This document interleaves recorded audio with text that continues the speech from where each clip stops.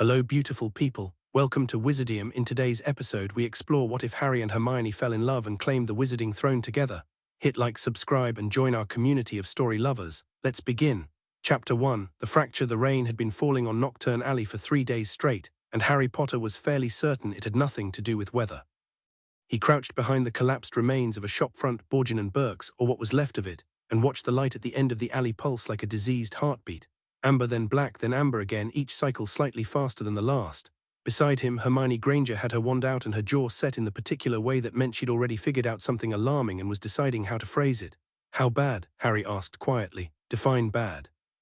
"On a scale of 1 to Voldemort." She glanced at him sideways. "That scale isn't helpful anymore. We beat Voldemort. Humor me." She looked back at the pulsing light. 7, maybe 8, Harry exhaled. "Right." He rolled his shoulder, adjusted his grip on his wand, and studied the building. The light was coming from a narrow 3-story structure that had once been a dark artifacts broker. The windows were blacked out, but the pulse leaked through every gap in the shuttered boards.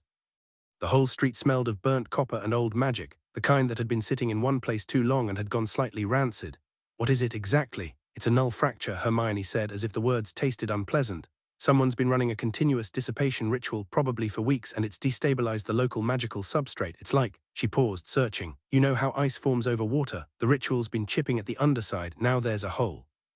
"A hole in what?" "In the foundational layer of the magical field, the thing that makes magic work here." She pressed her lips together. "If it ruptures completely, everything within a half-mile radius loses its magical properties permanently." Harry stared at her. "Permanently. The cobblestones, the enchantments on nearby buildings, the protective wards on Diagon Alley's east wall, the hospital. St. Mungo's east wing is 40 meters outside the radius, but yes, the buffer is slim." She finally turned to look at him fully. "We need to close it from the inside, Harry. Someone needs to go in and interrupt the ritual at its source point." "I know." He was already moving. She caught his arm, not frantically, not with the desperate grab of someone trying to stop him, just a firm, sure hand on his forearm. "I'm coming with you. Hermione, you're here as a consultant. I'm the only person within 6 miles who knows what that ritual is, how it works, and how to stop it." Her eyes were steady. "Don't do the thing where you go in alone because you think it protects me." Harry looked at her hand on his arm. He looked at her face. 3 years as an Auror had changed the calculus of how he argued with Hermione Granger, mostly by teaching him when not to bother. "Stay close," he said. She released his arm and didn't say obviously out loud, but it was absolutely there in the slight arch of her brow. They moved fast and low along the alley wall, stepping over debris, shattered glass that had been on the ground so long it was growing moss, the skeletal frame of what might have once been a sign, the dark stain on the cobblestones that Harry chose not to examine too closely. The rain came down in straight grey sheets. His aura robes were soaked through in seconds, the dark wool clinging to his shoulders, but the cold didn't bother him the way it used to. 3 years of fieldwork had reorganized his relationship with physical discomfort. The door to the building was sealed with 3 separate locking spells layered over each other. Amateur work in the sense that whoever had done it clearly understood the theory but not the elegance. "Step back," Harry said. He cast once sharply and all 3 locks dissolved simultaneously. The door swung inward. The light hit them like a physical thing, amber and thick, almost syrupy in quality, the way magical radiation sometimes became when it was dense enough. The heat inside was considerable. Harry stepped through and immediately understood the scale of what they were dealing with. The interior had been gutted. Whatever shelving or furniture had once occupied the space was long gone. The floor, walls, and ceiling had been covered in overlapping ritual diagrams, thousands of tiny inscriptions in a hand that had grown increasingly frantic as it worked its way up toward the roof. In the center of the ground floor, a ritual circle roughly 3 meters across pulsed with that same amber-black light. 4 containment pillars had been placed at the cardinal points of the circle, each one a staff of polished black wood with crystal inlays, and between them, suspended in the air at chest height, was something that Harry had no immediate word for. It looked like a tear, not a metaphorical one, an actual rip in the fabric of the space, a horizontal slash about a meter long through which absolutely nothing could be seen. Not darkness, not light. Just nothing, in a way that made his eyes water if he looked at it directly. "Merlin," Hermione breathed from just behind his shoulder. "That's the fracture, that's the fracture." She was already moving toward it, her eyes cataloguing everything with that rapid total focus that Harry had always found quietly extraordinary, the way her gaze could strip a room down to its essential components in under 10 seconds. "The pillars are maintaining the ritual. If we destroy them, the fracture closes." "Fracture expands." She shot him a look. "We need to reverse the energy flow, not just cut the power. It's like a drain. You can't just remove the plug, you need to push the water back up." She moved along the edge of the circle, reading the inscriptions on the floor. Whoever did this knew what they were doing. This isn't destruction for its own sake. This is, she paused, crouching to examine a sequence of runes, controlled demolition. They were trying to create a permanent dead zone. "Why, I don't know yet." She stood. But the ritual is still active, which means either the caster is here or they set it to run autonomously. Harry turned slowly, scanning the room. His wand was up, his senses reaching out the way experience had taught him, not magic exactly, just attention. The particular stillness of someone trying very hard to be silent in a room that wasn't empty. There were two of them, standing in the upper gallery that ringed the second floor. They'd been still enough that he'd almost missed them, dressed in robes the color of the shadows. "Up top," he said quietly, and then louder, "Auror office, come down slowly, wands on the floor." The stillness held for exactly 2 seconds, then both figures moved at once. The spells came fast, 3 from the left figure, 2 from the right, overlapping trajectories designed to force him to choose which to block. Harry chose none of them. He threw himself sideways, cast a shield charm that caught the 3 from the left, and let the 2 from the right detonate against the wall behind him in showers of orange sparks already moving before they hit. He heard Hermione return fire. Her spellwork was always startlingly aggressive when she decided to engage, none of the hesitancy people tended to expect, and heard one of the figures above grunt and crash into the gallery railing. Harry was up the stairs in 4 seconds. The remaining figure was fast and clearly trained, but they were working in too small a space with a ritual circle below that neither of them could afford to hit. Harry had no such hesitation about himself. He blocked twice, stepped inside the figure's range on the third exchange, and disarmed them with a sharp expelliarmus that sent their wands spinning into the darkness below. He grabbed the figure's collar and found himself looking at a young man mid-20s, terrified, with the particular hollow look of someone who'd been scared for a long time before tonight. "Who sent you?" Harry said. The young man looked down at the ritual circle and then back at Harry, and whatever he saw in Harry's face made him flinch. "I can't." "Wrong answer. Who sent you?" "Please, they'll below them," Hermione said quite calmly. Harry, something in her voice made him look. The fracture was changing. The horizontal tier was widening, its edges flickering, and the amber light was deepening towards something closer to red. The second figure, the one Hermione had hit, had apparently managed to tamper with something on their way down, because 2 of the 4 containment pillars were dark. "The ritual's destabilizing," Hermione said. She was at the circle's edge, already working, her wand moving in a complex sequence. "I need 3 minutes." "You don't have 3 minutes," Harry said, dropping the young man without ceremony onto the gallery floor and vaulting the railing. He landed in a roll and came up beside her. "What do I do?" "Hold the northern pillar active." She gestured without looking up from her work. "Stand inside the circle, channel stabilizing magic into the base of the crystal, basic force, no color, no intent, just push." He stepped inside the ritual circle. The moment both feet crossed the outer ring, the world changed. It was instantaneous and total, like stepping into deep water. The ambient magic in the circle was thick, pressing against his skin and into his lungs with every breath. The fracture was directly in front of him, close enough to touch, and looking at it straight on was deeply, fundamentally wrong, the visual equivalent of a word with no meaning. He pulled his eyes away and found the northern pillar, pressed his palm against the crystal and pushed. His magic responded immediately, flooding into the pillar, and he felt it take. The crystal brightened, steadied, and the pillar's field snapped back to coherence. "Good," Hermione said from outside the circle. She was casting continuously, a complex weave of spells. Harry didn't have names for each one, feeding into the circle's edge. "Keep it steady.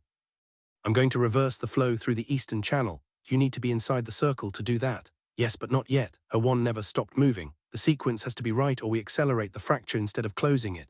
The young man on the gallery above had apparently decided this was a good moment to run, because Harry heard boots on the stairs, rapid and receding. He let him go. They'd find him later, and right now there were more pressing concerns. The fracture. The pulse hit Harry like a wave, not a physical force, but something that moved through him, through his magic, through whatever deeper layer of himself the ritual was tapping into. His vision went white at the edges. His grip on the pillar's crystal tightened. "Harry," Hermione's voice was sharp. "I'm fine." "You don't look fine." "I said I'm fine, Hermione. What do you need?" She made a sound somewhere between frustration and decision, and then stepped over the circle's edge and into the ritual space beside him. The difference was immediate. Whatever pressure had been building against Harry's edges released, not entirely but measurably, the way a headache sometimes retreats when someone opens a window. He blinked, and the white at his vision's perimeter faded. Hermione was at the eastern pillar, her hand on its crystal, her wand working in her other hand. The fracture was between them, roughly equidistant, and Harry became aware of something strange. The quality of the light inside the circle had shifted. The amber had deepened further, yes, but threaded through it now was something silver coming from Hermione's side and something gold coming from his. "Do you see that?" he said. "I see it." Her voice was careful. "Keep going." "What is it?" "I don't know. Keep going."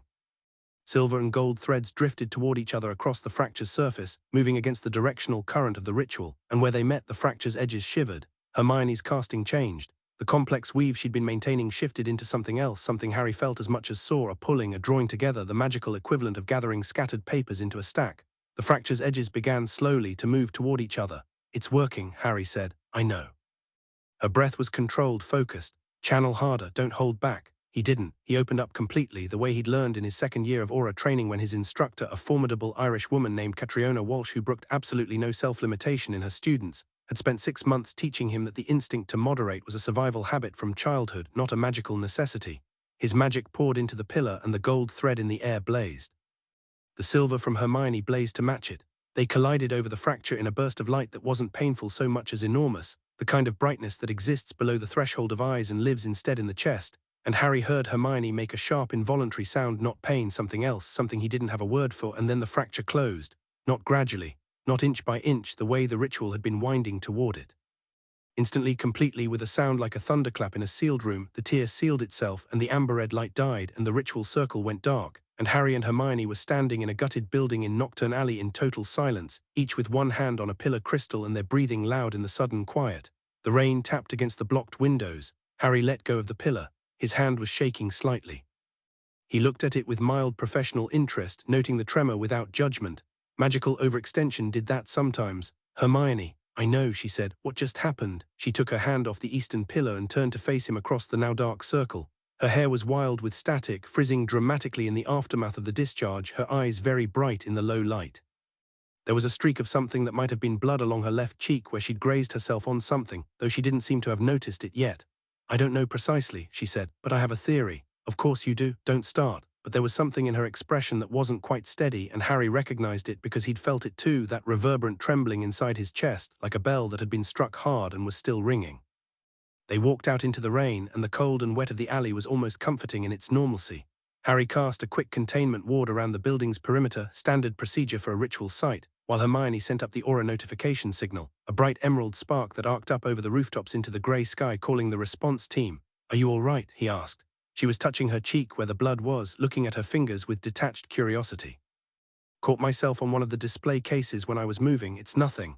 She healed it with a murmured spell, the way she handled most minor injuries efficiently without fuss, moving on before you'd fully registered she'd done it. Harry, that energy resonance, the gold and silver, what about it? She seemed to be selecting words with unusual care. Have you felt anything strange since we came out? Internally, I mean, Harry considered. There it was still, that reverberant sensation, low in his chest now, softer like an ember rather than a flame. Yes, he said simply, like something's still going. Hermione nodded slowly, and the expression on her face was the one she wore when she'd connected several very large dots and was not entirely pleased with the picture they'd formed. I think, she said, we should have a conversation, not here.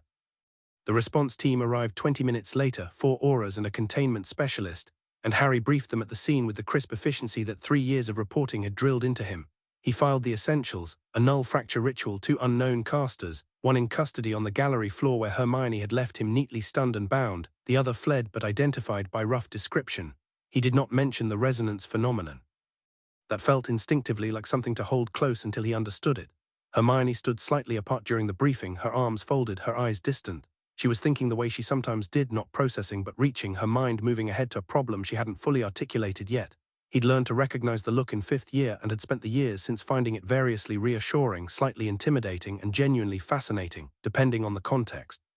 The Ministry transport portkey deposited them back in the lobby of the Aura office, the Ministry of Magic's main entrance hall, which had been rebuilt after the war in a style that was deliberately and somewhat self-consciously modest, all clean lines and warm stone, the bombastic fountain replaced by a low reflecting pool with no statue, just light on still water. Harry had always liked it better. My office or yours? Hermione asked. Yours, you have the better bookshelves.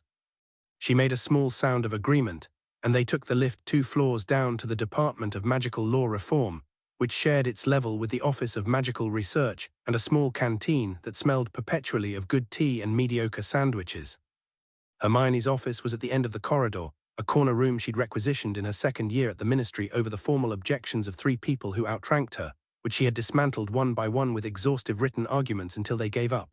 It was not a large room, but she had organized it with such precision that it contained approximately 4 times what any room its size should reasonably hold.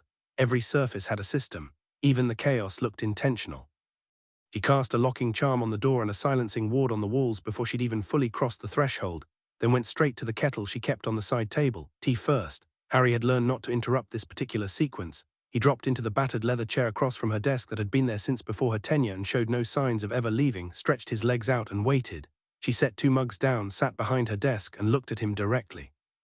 I found a paper, she said, 6 months ago in the restricted section of the archives. It was filed under historical curiosities, the category they use for things they don't want anyone to read but can't legally destroy. She wrapped both hands around her mug. I've been sitting on it because I didn't know what to do with it and because the implications are, well, significant. Tell me. There's a thing called a resonance bond, Hermione said.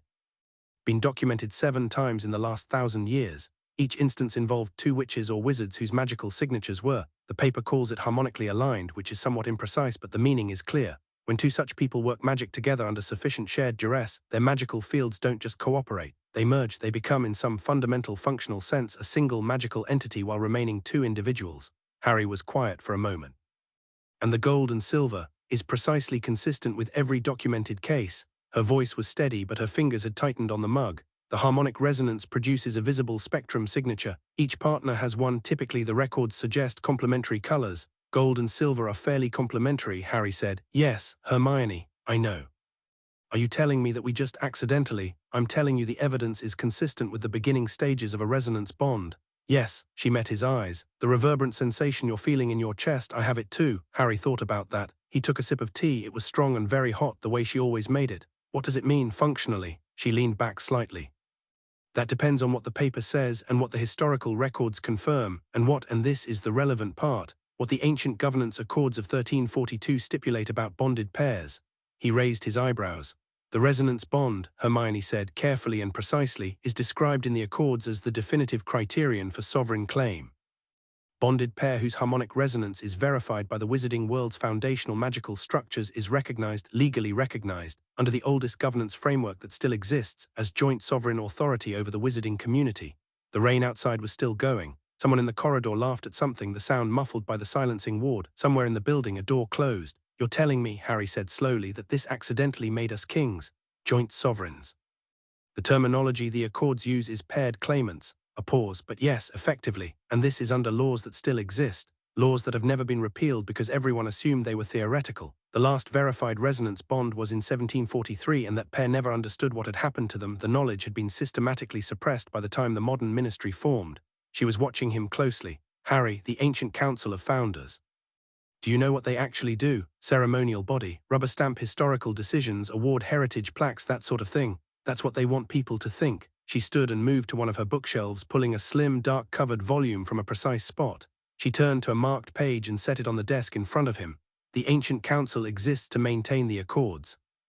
They have oversight authority that supersedes the elected ministry in matters of, quote, fundamental magical governance and sovereign legitimacy. She tapped the page. They are the body that would verify and confirm a resonance bond. Harry looked at the text. It was dense legal language, but the structure was clear enough. He read the relevant clause twice because he was someone who had learned the value of being sure.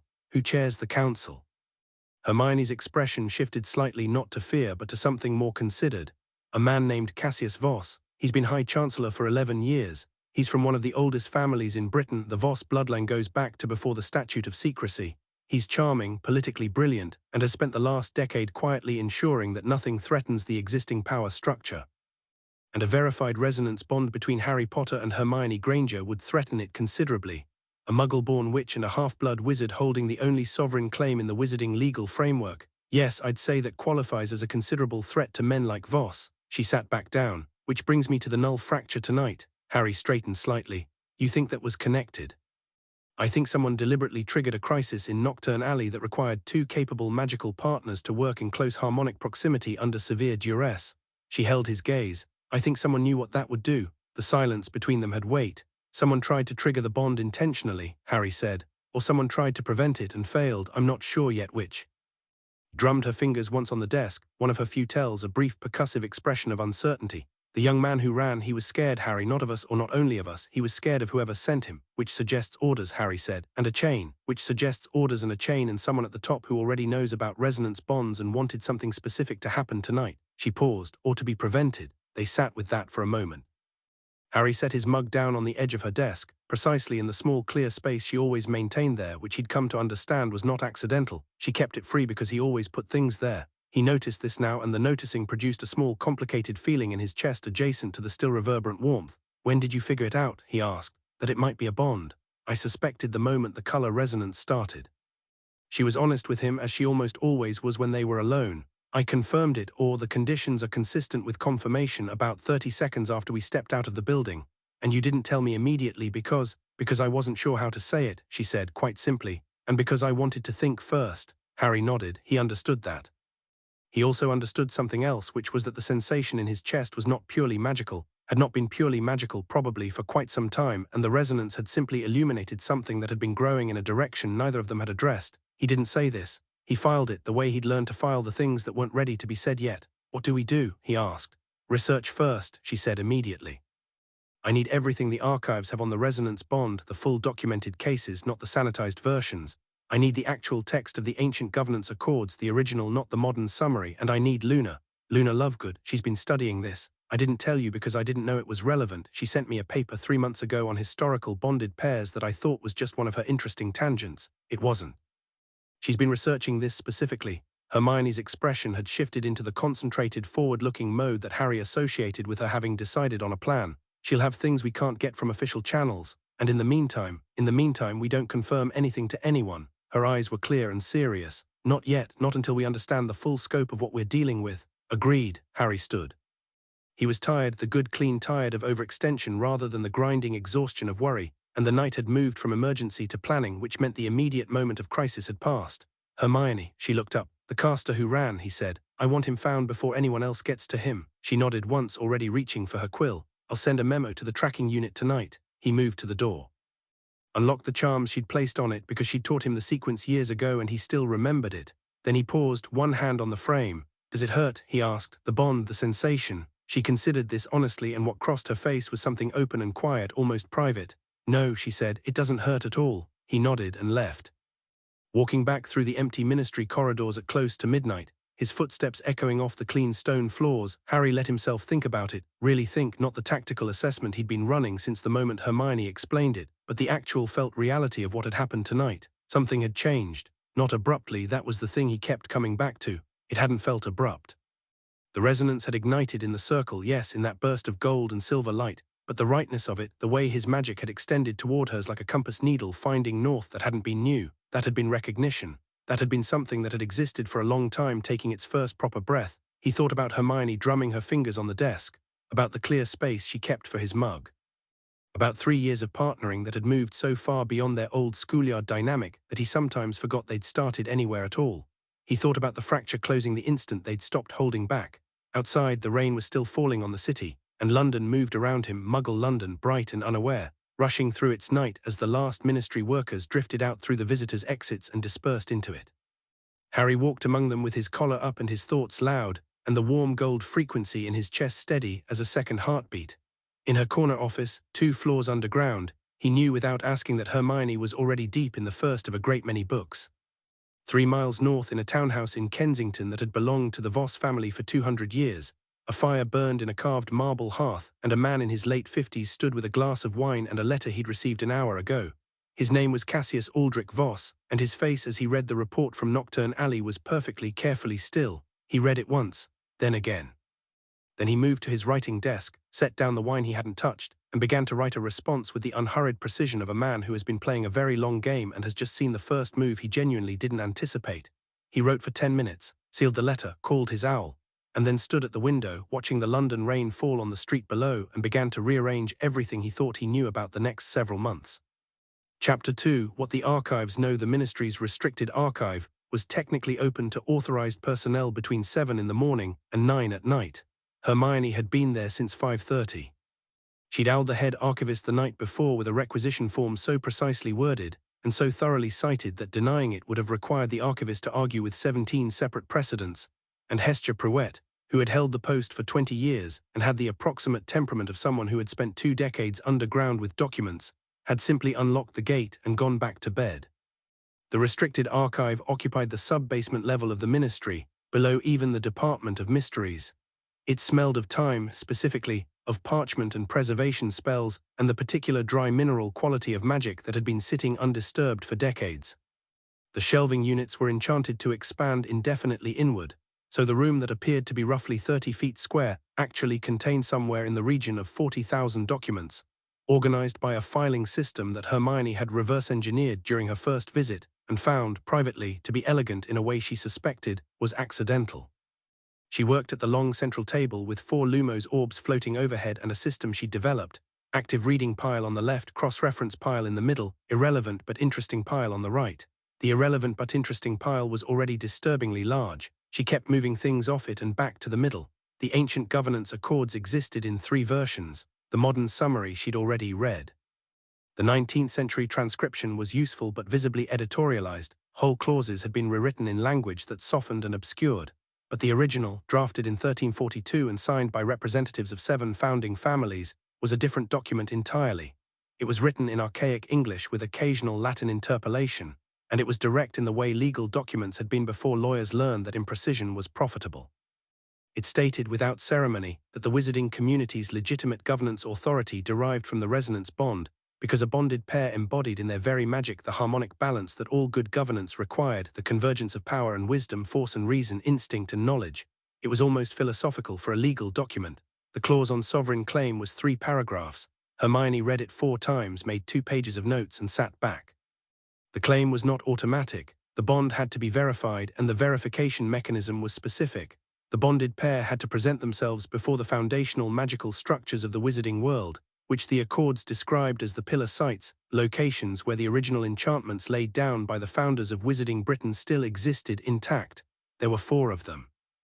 The accords listed them by their original names, which Hermione cross-referenced against a historical atlas from 1689 and eventually decoded as the Ministry's own foundation stone, the Forbidden Forest's heart, the lock at Hogwarts' northern boundary, and the chamber beneath Gringotts. If the bond resonated at all 4 sites, the claim was verified. And then, under the accords, the ancient council was legally obligated to convene and formally acknowledge the paired claimants, not crown them. Not give them power, acknowledge them, because the accords' logic was that the bond itself was the source of authority. The council's role was simply to make it visible to the wizarding world. Hermione stared at the ceiling for a moment. The political implications were considerable. The legal implications were, depending on your reading of the accords' relationship to the modern ministry charter, either neatly circumscribed or seismically transformative. She picked up her quill and wrote, question, does acknowledgement of the claim supersede, complement, or simply coexist with the current ministry governance structure? She underlined it twice and moved on. The documented cases of resonance bonds were 7, as she'd told Harry, but 2 of them were single-paragraph mentions with no detail, rumors, or unverified reports. The remaining 5 were substantial records. She read all 5 in full. The earliest, from 1189, described a pair named Aldwyn and Ceridwen, who had bonded during a magical plague that was consuming the Welsh valleys. The record was written by a monk with evident awe and said very little about the political implications because the author appeared to have been mostly concerned with cataloguing the miraculous. What came through clearly was that their combined magic had been qualitatively different from anything either had produced alone, not additive, the monk stressed, not simply the sum of 2 powers but different in kind, a new thing. The 1743 case was the most detailed and the most useful because it had been partially documented by someone who understood what they were seeing. A woman named Elspeth Cavendish had written 50 pages of careful observation about a bonded pair in Edinburgh, 2 scholars, a man named Fionn and a woman named Marguerite, who had never understood what was happening to them and had spent several years being quietly frightened of it. The Church of Magical Governance at the time, a precursor to the modern ministry, had known and had chosen to let them remain ignorant. The document was in the restricted archive because someone had later realized how damning it was. Hermione read the relevant section 3 times. They are not diminished by one another as some have supposed harmonic pairs must be. They are not dependent. Marguerite remains wholly herself, sharp-tongued, systematic, brilliant in isolation. Fionn remains wholly himself, intuitive, fierce, startling in his leaps. But when they work together, it is as if both are operating at the ceiling of what magic can be. I have not seen its like, and I have been watching closely for 17 years. She set the document down. The reverberant warmth in her chest, which had been a low, steady presence since the night before, pulsed once gently as if acknowledging something. She was a scientist about this, even with herself. The sensation was real. Its cause was documented. Its implications were being systematically catalogued. Her feelings about it, the fact that the warmth was not entirely unwelcome, that standing inside that ritual circle with Harry, his magic blazing gold beside her silver, had felt like something clicking into place that had been slightly misaligned for years. Those feelings were noted and set aside in the manner of a researcher who knows that personal data is still data but requires a separate methodology. She would get to that later. When there was time, she was on her 3rd document when the archive door opened at 8:15 and Harry came in carrying 2 coffees and a paper bag from the Muggle Café 3 streets from the ministry entrance. He looked at the table, he looked at her, he set down the coffee. You slept, he said. It wasn't a question, it was an assessment, slightly skeptical. I slept, she confirmed. For how long? A sufficient amount. Hermione, 3 hours, it was perfectly adequate. She took the coffee, which was exactly the way she liked it because he'd been getting her coffee for 3 years. Sit down, I have a significant amount to tell you. He sat, opened the paper bag, pastries, the good kind from the French place, and pushed it toward her with the air of someone who knew she wouldn't remember to eat otherwise and had stopped making it a point of contention. She talked for 40 minutes. He listened the way he always listened when she was briefing him, completely without interruption, asking questions only when something needed clarifying and never when he just wanted to demonstrate that he was following along. It was one of the things she'd come to deeply appreciate about working with him. He trusted her to reach the point. When she finished, he ate half a pastry thoughtfully and said, 4 verification sites. In order to formally trigger the claim, yes. The bond is either already active or it isn't, we can't change that, but the accords distinguish between a bond that exists and a bond that has been verified by the foundational magic. The verification is what legally obligates the council to act, so we have a choice, he said. We know the bond exists, we can sit on that information or we can go to the sites and make it official. Yes, and if we make it official, Voss and the council have to respond. Legally, yes. Whether they respond lawfully is a separate question. She met his eyes. Harry, I want to be clear, I'm not suggesting we rush into this. I'm suggesting we understand it completely before we make any decisions. And what do you understand so far? I understand that someone triggered that ritual last night with enough specific knowledge to either cause or prevent a resonance bond. She folded her hands on the table over her notes. I understand that the knowledge to do that doesn't exist in any public record. It's here, in the restricted archive, which means either someone accessed it here or they had access to a private collection. A pause. The Voss family library is one of the most extensive private magical archives in Britain. Harry was quiet for a moment. His eyes had gone to the distance in that way they did when he was connecting things, running scenarios. If Voss knows about the bond, about what it means, then either he tried to trigger it to expose us or someone else tried to trigger it against his interests. Or, Hermione said, someone tried to trigger it specifically because they know what it could mean for the balance of power and they're on our side of that equation. Harry looked at her. Who would want to destabilize Voss's position that badly? Several people, she said. But only one of them has been studying resonance bonds for 3 years and sent me a paper about them in March. He caught up with her immediately. She always appreciated how quickly he could move when the map was clear. Luna, I owled her last night. She's coming in this morning. Harry glanced at the time. When this morning, the archive door opened. Luna Lovegood entered the restricted archive the way she entered most spaces, without apparent concern for whether her arrival was expected, wearing robes the color of new leaves over what appeared to be a set of very sensible walking boots, carrying a satchel that was patched in 3 places and had a large iridescent feather tucked into the buckle. She was 31, the same as them, and the years had done the thing they sometimes do to people who were always operating on a slightly different frequency. They'd made her more fully herself. The dreaming quality was still there, but it sat alongside a sharpness that most people who dismissed her as odd tended to miss entirely. I came through the Muggle entrance, she said by way of greeting. There's a very nice man selling flowers outside. I bought some.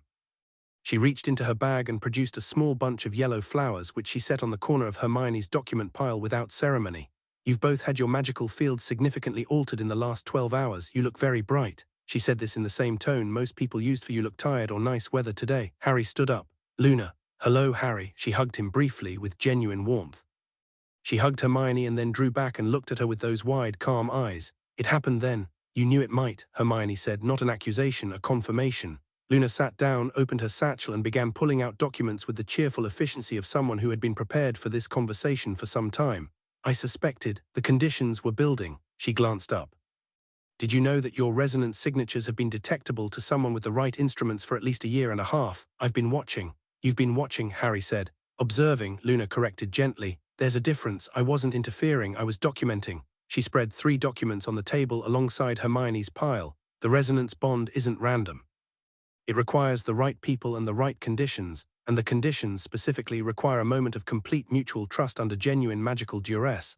I've been noting the quality of your resonance signatures for 18 months, and I wrote to Hermione because the alignment curve suggested something was approaching a threshold. She looked between them. What triggered it in the end? A Null Fracture ritual in Knockturn Alley, Hermione said. Someone set it up deliberately. Luna nodded slowly, unsurprised. Cassius Voss has a private library with at least 3 documents on resonance bond conditions that don't exist in any public record. I know because I spent a year trying to access that library through legitimate academic channels and was refused on increasingly thin pretexts. She said this without heat, a simple fact. I believe he knows what was building between you. Whether he tried to trigger it or prevent it depends on what he actually wants. What does he want? Harry asked. Luna looked at him steadily. He wants the existing power structure preserved, but he's not stupid. He knows the current ministry is fractured politically, publicly, and she touched one of her documents, actually. The magical substrate in Britain has been degrading for 30 years. The Null Fracture last night wasn't a random occurrence, it was a symptom. Hermione went still. Say that again. The magical substrate, the foundational layer. Luna pushed one of her documents across to Hermione. I've been mapping it for 4 years. There are fracture points developing at 7 locations across Britain. Knockturn Alley was one, the others are in various stages. She paused.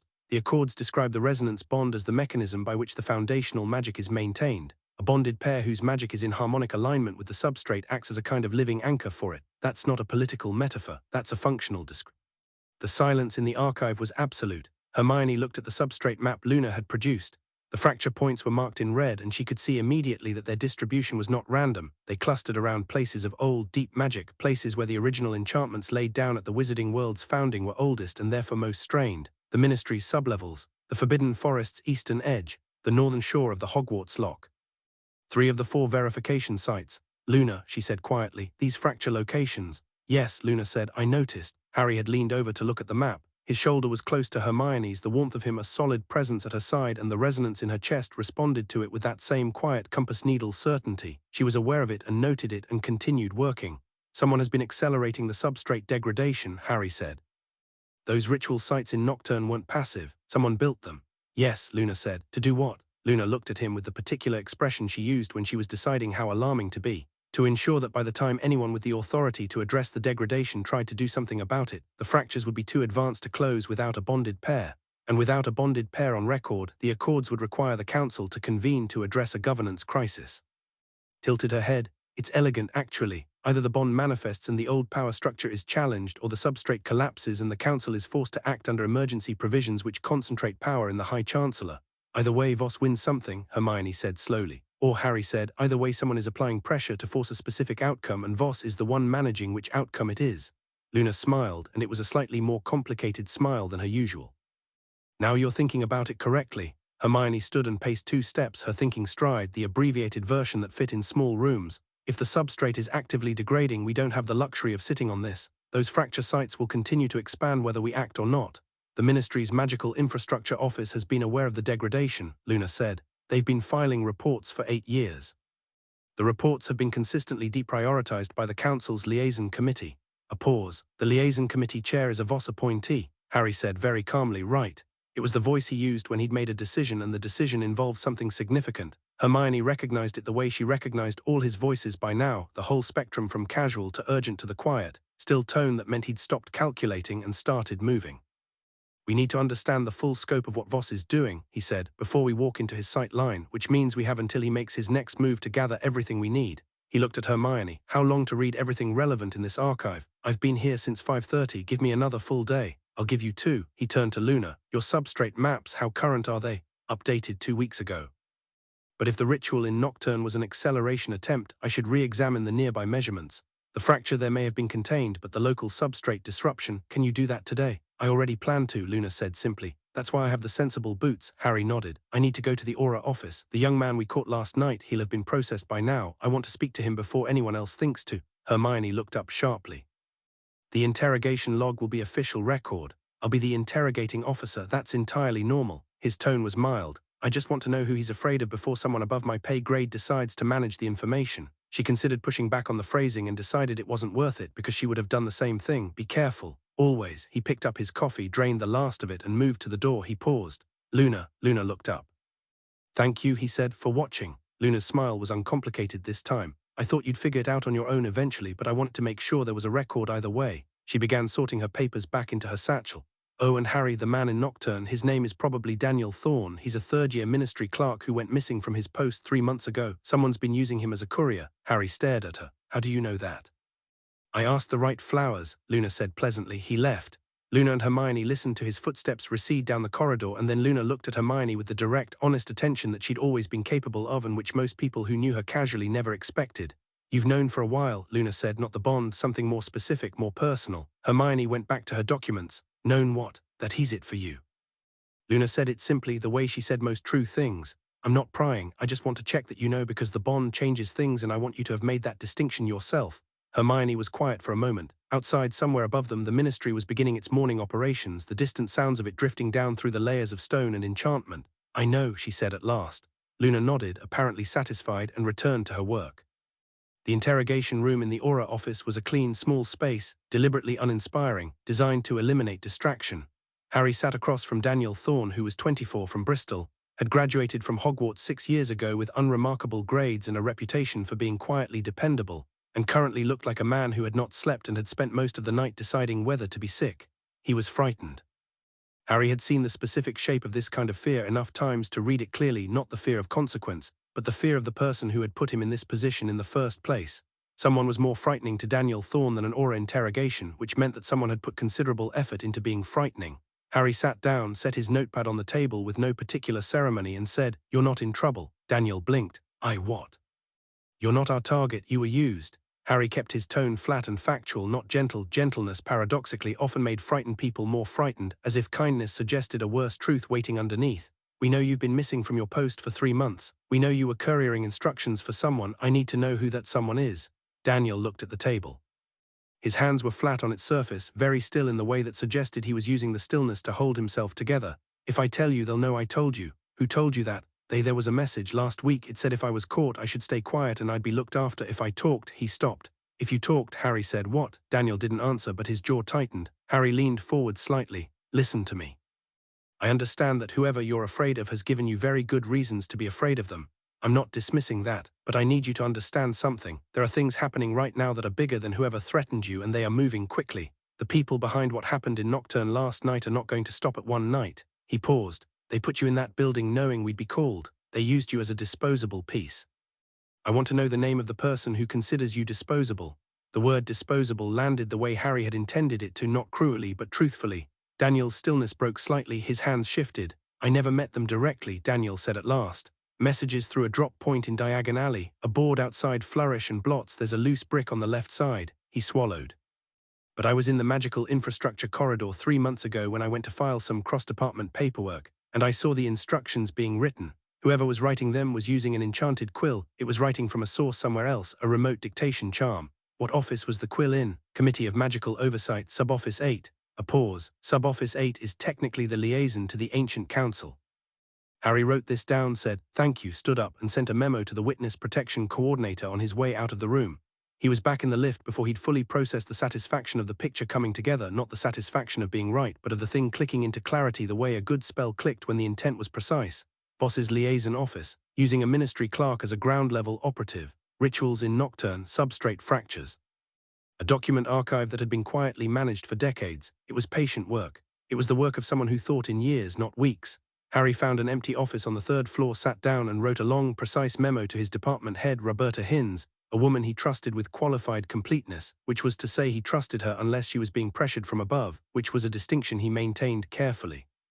He reported the Knockturn findings, the witness statement, and the connection to the Oversight Committee liaison office. He kept the resonance bond out of it entirely. What he kept for himself was the part that mattered most. Voss already knew about last night. Voss had known about last night before the response team arrived. The letter Harry had taken off the caster he'd caught, the one still sealed, which he'd pocketed before the official inventory, which was technically in violation of procedure, and which he had no regrets about, was written in a cipher that Hermione would take approximately 20 minutes to decode. He'd give it to her when he got back to the archive. By 6 in the evening, Hermione had read everything the archive held on resonance bonds, the ancient governance accords, the substrate degradation reports, and 2 adjacent topics she'd pursued on instinct that had turned out to be relevant. Luna had returned from the field at 4, redrawn her substrate maps with the new Knockturn data, and was now sitting across from Hermione in a focused silence, writing notes in her distinctive handwriting. Harry arrived with dinner, takeaway from a Muggle Indian place nearby, because neither of them was going to the canteen and because he'd learned years ago that Hermione in research mode required the kind of meal that could be eaten one-handed while reading. He set the food on the corner of the table that was clear, pulled the sealed letter from his inside pocket and slid it across to Hermione. She looked at it, looked at him. "Where did you get this?" "Off the caster I caught last night before the inventory." A very brief pause. "Harry, that's technically a procedural irregularity, yes, decoded." She decoded it in 11 minutes, which was longer than his estimate, but she'd also been working for 13 hours. When she looked up, the expression on her face was not alarm, it was something colder and more calculating than alarm. "He knows," she said. Voss knows the bond activated. He has someone inside the ministry with access to the magical signature monitoring system. The alert went to Voss's private address within 40 minutes of us closing the fracture. She turned the decoded letter so Harry could read it. He's calling an emergency session of the Ancient Council 3 days from now. Luna looked up from her notes with quiet interest. Why 3 days? Harry said. Because 3 days is how long the Accords allow between an emergency trigger event and a council convening. He's using the legal framework. Hermione's voice was level. He knows we know. He's not trying to hide anymore. He's trying to convene the council before we reach the verification sites and force the issue on his timeline. Harry sat back. Can we reach all 4 sites in 3 days? Hermione and Luna exchanged a look. The Ministry Foundation stone is here, Hermione said. That's immediate. The Forbidden Forest Heart and the Hogwarts Locker are days' travel and access. Gringotts' she paused. Gringotts is complicated. We go to Hogwarts first, Harry said. 2 sites in 1 trip, then Gringotts. He looked between them. What about Ron? The question landed quietly. Hermione met his eyes and the steadiness between them held. He needs to know, Harry said. Not everything immediately, but he needs to know we're moving on something significant. He's still one of the best auras in this office and I trust him. So do I, Hermione said. Tell him enough to have his back. He'll understand the rest when the time comes. She paused. He's not fragile, Harry. He never was. I know. Harry looked at his food, then at her. We're doing this, then. We're doing this, she said. Yes. Luna, who had been quietly eating and listening, said, I should mention the first site verification, the Ministry Foundation stone. It's in the sub-basement, level 9B behind the Heritage Chamber. Harry looked at her. You've been planning this? Preparing, Luna said. There's a difference. She offered him a container of Sarg paneer with an entirely serene expression. I've been preparing for about 1.5 years. Harry took the container. He looked across the table at Hermione, who was already pulling the Accords back toward her, already thinking 3 moves ahead, her pen in her hand and her mind moving at the speed it always moved, and the gold warmth in his chest was steady and bright and entirely certain. Right, he said, let's get to work. In the townhouse in Kensington, Cassius Voss finished writing the last of his council summons and sealed them with a precision that was almost meditative. 7 families, 7 signatures. The machinery of the oldest governance body in the British wizarding world, groaning back into motion. He was not panicking. Voss had not panicked in 30 years of political work, and he did not intend to begin now. What he felt instead was the sharp, clarifying focus of a chess player who has seen their opponent's strongest opening and is already 3 moves into the response. Harry Potter and Hermione Granger, the boy who lived and the girl who rewrote every rule she encountered. He'd been monitoring the alignment of their resonance signatures for 14 months, watching the harmonic curve build with a mixture of intellectual fascination and political dread, running the scenarios, considering the options.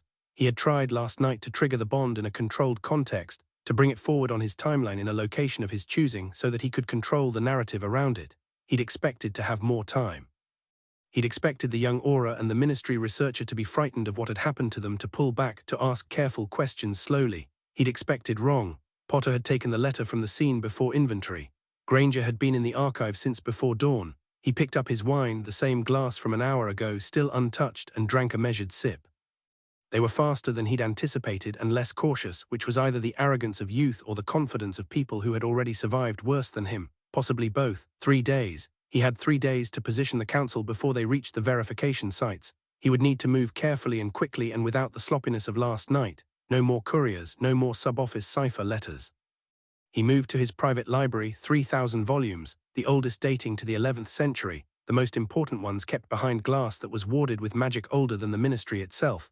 He unlocked a specific case and removed a slim volume with no title on its spine. The counter-provisions of the 1342 Accords, the clauses that detailed how the council could contest a resonance bond verification. The conditions under which the foundational magic could be argued to have responded to external stimulus rather than genuine harmonic alignment.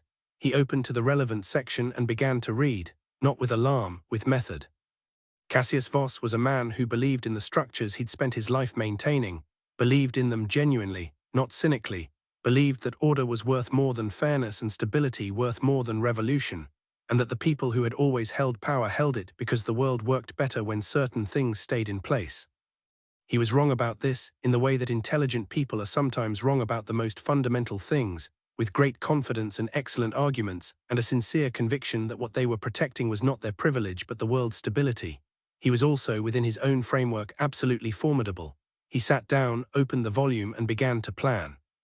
Chapter 3. The Council convenes. The Ministry's Heritage Chamber was on level 9B, past the Department of Mysteries and down a corridor that most Ministry employees had never visited and couldn't have found without a map. The floor down here was different, not the polished stone of the upper levels but something older, rougher, set in irregular patterns that suggested it had been laid by hand rather than enchanted into place. The lighting was dim and came from sconces that burned with a flame slightly too steady to be natural. Harry and Hermione walked the corridor at 11:30 at night, 2 days after Knockturn Alley, with Luna 30 feet behind them keeping watch at the junction. The heritage chamber itself was a domed room that had clearly been built around what it contained rather than the other way around. The foundation stone was in the center, not impressive to look at, a rough-cut block of grey granite about waist height, unadorned except for a faint tracery of runes along its upper face that had been worn nearly smooth by time. It looked like something you might find in a garden. Hermione had read the verification procedure 3 times and talked it through with Harry twice. It was simple, which she'd noted with mild suspicion, because things that looked simple in the Accords often weren't. Both hands on the stone simultaneously, she said, and we just let it assess. Let it assess, Harry repeated. The foundational magic reads the resonance. It either responds or it doesn't. She looked at the stone. If it responds, there will be a visible manifestation. The Accords describe it as a harmonic signature made visible, gold and silver. Presumably, they approached the stone together. Harry put his right hand on its upper face and Hermione put her left, so they were standing side by side, and the stone was rough and cold under Hermione's palm. Nothing happened for approximately 3 seconds. Then everything did.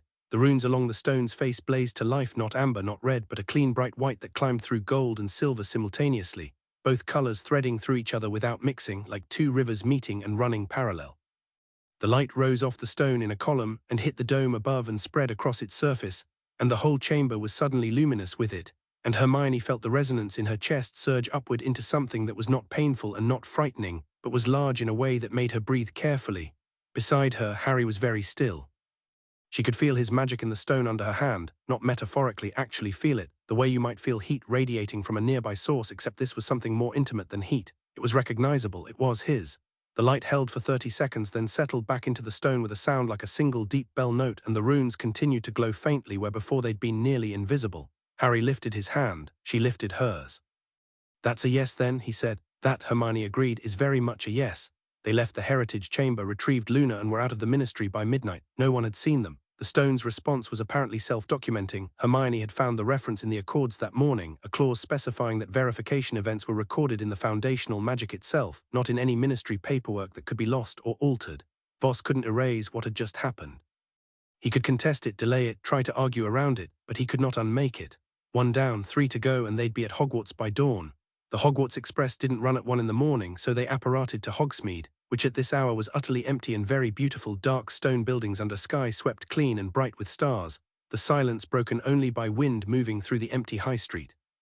They walked up to the castle the way they had 100 times as students, except nothing about it felt like being a student. The castle had its own presence at night, enormous and specific, its towers and battlements outlined against the stars with that old stubborn dignity that it had always had, and that Harry had always quietly found comforting. Neville met them at the gates. He was wearing a coat over his pajamas with the particular air of a man who had thrown on what was nearest when the owl arrived, and he had a lantern in one hand and an expression of mild, unsurprised alertness. "Thought you might come earlier than expected," he said, pulling the gate open. "Come in." Hermione hugged him, which she didn't always do and which Neville received with the uncomplicated warmth of someone who had earned his way into the innermost ring of their trust through a decade of proving himself worth it. "How much do you know?" Harry asked. "Enough," Neville said. "Luna's been keeping me somewhat informed. The substrate degradation in the forest is bad. I've been watching the eastern trees for 2 months. The magical yield from my herbology plots on the east side of the grounds is down 30%. He fell into step with them as they moved up the path toward the castle. Noctua Sprout, Professor Sprout's great-niece, she's herbology second-in-command now. She noticed it first, actually. Brought it to me. I've been filing reports with the infrastructure office for 8 months. A pause, none of which have received a substantive response. They've been suppressed," Hermione said. "I assumed something like that." Neville's jaw was set in the particular way it had always set when he was angry and choosing how to express it. He'd always expressed it through action rather than words, had Neville, which was one of the reasons Harry trusted him absolutely. "What do you need?" "The forest heart at dawn," Harry said. "And then the lock," Neville nodded. "I know where the heart is. I've been mapping the old growth. The magical core of the forest is deeper than people think. It's not at the center geographically, it's at the center of the oldest tree network. The white ash stands northeast quadrant." He glanced at them sideways. "I read about the verification procedure. Luna sent me the relevant section." Another glance, this one between them rather than at them, noting something. He chose not to comment on it. "I'll take you there at first light." They slept in the castle. Neville put them in 2 guest rooms off the Transfiguration corridor, and Harry woke before dawn with the Hogwarts dawn sounds around him. the particular quality of light through stone windows that had no equivalent anywhere else, and the resonance in his chest steady and awake the way it always was now, a frequency he was getting used to the way you got used to the sound of your own breathing. He lay still for a moment and thought about none of the tactical considerations. He thought about what it meant to be back here in this building that had made him under circumstances that felt like an ending and a beginning folded together. Then he got up, dressed, and knocked on Hermione's door. She was already dressed and had a book open on the writing desk. "I've been thinking about the counter-provisions," she said before he'd fully entered. "Good morning to you too." "Good morning." The counter-provisions in the Accords, the mechanisms Voss could use to contest the verification. There are 3 of them. One requires proof of external magical manipulation of the verification site. He can't prove that because there wasn't any. One requires a sworn affidavit from a majority of the council members that the bond is unverified. He needs 5 out of 7 votes for that, and I've been looking at the council members and at least 2 of them are not reliable Voss allies. The third, she paused. The third requires proof that the bond was artificially induced. By magic, by potion, by deliberate external ritual. Harry was quiet, which is precisely what he tried to do in Knockturn Alley, she said. If he argues that the bond was artificially triggered, which it was in the sense that someone set up those conditions deliberately, he could use the very event he arranged to contest the verification. Even though he arranged it, he won't be admitting he arranged it. Her voice was dry. He'll be arguing that an unknown party arranged it, and that therefore the verification should be considered compromised. It's circular and it's cynical, and it's exactly the kind of argument that works in a body like the Ancient Council, where precedent matters more than logic and political pressure matters more than either. Harry sat on the edge of the desk. The letter, the decoded letter from Knockturn. Hermione met his eyes. "If we can prove the ritual was Voss's operation," Harry said, "his counter-provision argument collapses. He can't argue artificial induction by an unknown party if the party is him. We need more than a decoded letter from an unsigned cipher. We need the chain." She drummed her fingers once. "Daniel Thorne, the sub-office liaison, the Voss family connection." She paused. "We need time we may not have. Then we move fast and we stay ahead of him." Harry stood. "Forest at dawn. Look after Gringotts tomorrow. We walk into that council chamber in 3 days with all 4 verifications and he has nothing." She looked at him for a moment, the particular look she sometimes gave him when he was being decisive in a way that was either brilliant or reckless, and she hadn't finished deciding which. "Yes," she said. "All right." The white ash stands in the Forbidden Forest's northeast quadrant were very old and very quiet. Neville moved through the undergrowth with the ease of someone who'd spent years in these woods and knew its language. He paused twice to check the trees with a practiced hand, reading something in the bark that Harry couldn't see, and then brought them to a clearing where the ash trees grew in a rough circle around a space of ground where nothing else grew. The ground in the clearing was dark, not soil dark, but magically dark, the kind of denseness that came from centuries of accumulated enchantment pressing down into the earth. It felt different underfoot, slightly warmer, and the air in the clearing had that copper and deep water quality Harry associated with very old magic. "This is the heart," Neville said. He didn't go further. He stayed at the tree line with Luna and watched. Harry and Hermione walked into the clearing together. Verification procedure was the same, contact with the foundational magic together simultaneously. But there was no stone here. The Accords described this site simply as the ground of the forest's heart, which Hermione had taken to mean the earth itself. They knelt. Hermione placed both palms flat on the dark ground and Harry did the same, and for a moment there was only the forest around them, birdsong starting up distantly, the light just beginning to shift from grey to pale gold at the tree. The response was slower than the Ministry stone. It built a warmth rising through the earth under their hands, gradual and enormous, the way sunrise is gradual and enormous, and when the gold and silver came, they came from the ground itself, rising in slow spirals, threading through the ash trees and up into the morning air above the clearing, and the trees moved in no wind. From the tree line, Hermione heard Neville exhale slowly. The light rose and settled back into the ground, and the clearing returned to its ordinary silence, but the dark earth where they'd placed their hands had a faint luminescence now, a warmth that hadn't been there before, and the copper smell of old magic was sharper and cleaner somehow, as if something had been refreshed. Hermione stood and brushed the earth from her hands and found that the sensation in her chest had deepened again, not dramatically, but measurably, the way it deepened each time, as if the verification process was not just confirming the bond but actively developing it. Harry stood beside her. He was looking at the luminescent earth with an expression she'd categorize as quiet wonder if she were being precise about it, and she found, looking at his profile in the early morning forest light, that she was not very interested in being precise about it. They got to the loch by mid-morning, walking the northern path along the ground's edge to where the shore curved out and the water was deep and still, and the mountains were reflected perfectly in it. The castle watched from the south. The sky was high and blue. Loch verification was wordless. They both stepped into the shallows at the same time, the cold water around their boots, and placed their hands on the surface of the water, and the loch responded immediately as if it had been waiting. The gold and silver spread across the water's surface in concentric rings, moving outward until the whole northern end of the loch was lit with it, and several giant squid tentacles appeared briefly at the water's edge with what Harry felt was genuine curiosity. 3 down. They were back in the castle by noon. Neville made lunch. He cooked the way he did everything in his adult life, quietly and with competence and without requiring applause for it, and they sat in the staff room off the Great Hall and ate and talked. Gringotts tomorrow, Harry said. I'll contact Sharpclaw. He's the liaison officer for Auror business. He owes me a civil conversation if not an outright favor. Goblins don't do favors, Hermione said. Sharpclaw does. I found a missing shipment of goblin-forged artifacts 2 years ago that the goblins had publicly claimed were irrelevant to them. He drank his tea. They were not irrelevant. He'll let us into the Foundation chamber. He'll let me make an argument, which is all I need. Harry looked at Neville. What do you know about the Voss family, personally, not politically? Neville thought about it. My grandmother knew Cassius Voss's father. He never liked him, said the Voss men had good manners and flexible principles. A pause. Cassius was at Hogwarts a year before my parents. Slytherin, top of his year in nearly everything, apparently. He's been on the Ancient Council since his mid-20s, that's 30 years ago. He wasn't born to the High Chancellor seat, he earned it, which is actually the more dangerous kind. Why dangerous? Luna asked, looking up from a bowl of soup she'd been regarding with contemplative attention. Because people who have earned their position know how to fight for it in ways that people who inherited it don't, Neville said.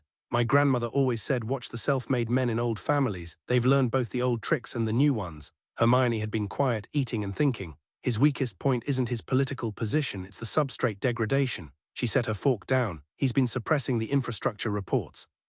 He's been managing the fractures, possibly accelerating them, to maintain a crisis that justifies his council's relevance. If the wizarding public understood how serious the substrate degradation is, and understood that the council's liaison committee has been sitting on the evidence for 8 years, the political pressure on Voss would be significant regardless of the accords. You want to go public, Harry said. I want to have the option ready. Her eyes were clear. We walk into the council chamber with 4 verified sites and a prepared public disclosure. If Voss tries to contest, we don't fight his legal maneuvers, we make the maneuvers irrelevant by changing the conversation entirely. Harry looked at her for a moment. Then he smiled, not the reflexive social smile but the real one, the one that meant he'd just seen something he found genuinely impressive. You've already written the disclosure statement, haven't you? I drafted it last night after the foundation stone, she said unapologetically. It needs refinement, but the structure is there. Neville looked between them. He said nothing, but his expression was that of a man watching something inevitable approach and finding it entirely satisfactory. The Ancient Council of Founders convened in a chamber that most people in the wizarding world didn't know existed. It was in London, which everyone would have assumed, but not in the Ministry. It was beneath the site of what was now a quiet square in Bloomsbury, accessible through a concealed entrance in the building's foundation that required both a magical key and knowledge of its existence. The chamber itself was old enough that the architecture didn't match any recognizable period: stone columns and a circular floor with a domed ceiling, and 7 high-backed chairs arranged in a semicircle facing the chamber's center, and the whole space lit by floating light sources that cast shadows in the wrong directions. Harry had been in harder rooms. He'd been in Dumbledore's office when he was 11 and terrified. He'd been in the Ministry atrium when it was full of Death Eaters. He'd been in Voldemort's circle at 17 with nothing but luck and a plan that might not work. A room full of 7 powerful people in chairs was not comparatively intimidating. He stood at the chamber's center with Hermione on his left and the council filed in. He took stock of each of them with the automatic professional assessment of someone who'd spent 3 years cataloguing threats, their age, their bearing, the small tells of how they held themselves. 5 men, 2 women. Ages ranging from late 40s to what appeared to be genuinely ancient, all in formal robes that indicated old family wealth, the kind of clothing that cost a great deal precisely because it looked like it cost nothing. 6 of the 7 had the composed expression of people who had decided beforehand how to feel about what was happening. The 7th, a small woman in her 60s with sharp dark eyes and a silver pin on her collar, was watching Harry and Hermione with undisguised interest and no visible predetermined conclusion. Cassius Voss entered last. Harry had expected imposing and got instead precise. Voss was tall, well-built for a man in his late 50s, with white hair cut close and a face that had aged in the manner of men who spent their lives using it as a controlled instrument. His eyes were grey, intelligent, and currently performing the task of reading Harry and Hermione the way Harry was reading him. He moved to the central chair without hurry, sat and folded his hands on the arm. "Mr. Potter," he said. His voice was pleasant and moderate. "Miss Granger." "Lord Voss," Hermione said. She was in her ministry dress robes, dark blue, precise, professional, and she stood at the center of the chamber floor with the composed authority of someone who had prepared for this conversation more thoroughly than anyone in the room understood. "You've requested acknowledgement under the ancient governance accords," Voss said. "The council has convened to hear that request. We haven't requested anything, Harry said. We're notifying the distinction matters. A small pause. Voss's composure didn't change, but something in his eyes sharpened fractionally. The procedures require us to present before the council following verification. We're presenting. Harry kept his voice even. 3 verification sites are complete. The 4th will be complete by tomorrow morning. The Gringotts chamber, Voss said. We're aware. A slight emphasis on we, which Harry filed. The council's position is that a 3-site verification is insufficient under the Accords, Hermione said. We know we'll be at Gringotts in the morning. She met Voss's gaze directly. We're here today because we wanted the council to understand the timeline. You have until tomorrow to prepare your formal acknowledgement. Voss smiled. It was a good smile, warm, measured, and entirely professional. I appreciate the courtesy. However, the council has some questions about the verification process itself. He glanced at the document on the arm of his chair. There are provisions in the Accords that allow the council to examine the conditions under which a bond manifested. The circumstances in Knockturn Alley are, shall we say, irregular. Please be more specific, Hermione said pleasantly. The ritual that triggered the resonance event was not a natural condition, Voss said. It was a deliberately constructed magical environment. The Accords require that a resonance bond manifest under authentic conditions, genuine mutual duress, not artificially created circumstances. Harry let that sit for exactly 2 seconds. The ritual in Knockturn Alley was constructed by an operative working through a drop point in Diagon Alley, receiving instructions via remote dictation charm originating from the Ministry's Committee of Magical Oversight, Sub-Office 8. He paused. Which is your council liaison office? Voss's expression didn't change. Harry gave him credit for that. Those are serious allegations, said one of the other council members, a heavy-set man named Aldrich Pemberton, whose family Harry had cross-referenced with Hermione's notes and identified as a reliable Voss ally. They're a statement of investigative findings, Harry said. Would you like the full evidentiary file? I have it prepared. Silence. The relevant point, Hermione said, stepping smoothly into the pause, is that whether the triggering conditions were constructed by an unknown party, an interested party, or Lord Voss's own liaison operation, the bond's authenticity is not determined by the conditions of its trigger. It's determined by the resonance itself and by the response of the foundational magic. She looked at Voss steadily, which has now confirmed the bond at 3 of the 4 pillar sites. The foundational magic of the wizarding world does not respond to political manipulation. It responds to what is actually there. The woman with the silver pin spoke for the first time. Lady Isolde Mercer, she said, apparently introducing herself for their benefit, which Harry found interesting. Ms. Granger, you're correct that the Accords don't condition bond validity on the circumstances of triggering. Lord Voss is correct that there is a provision for contest. The question is whether the evidentiary standard for contest is met. She looked at Voss. On current evidence, I don't believe it is. Voss looked at Mercer with an expression of controlled courtesy that contained underneath it a very precise kind of displeasure. Lady Mercer, the Accords are clear, she said simply. The Accords, Voss said still pleasantly, were written 600 years ago and have not been practically relevant in 300. The Council's interpretive authority is well established.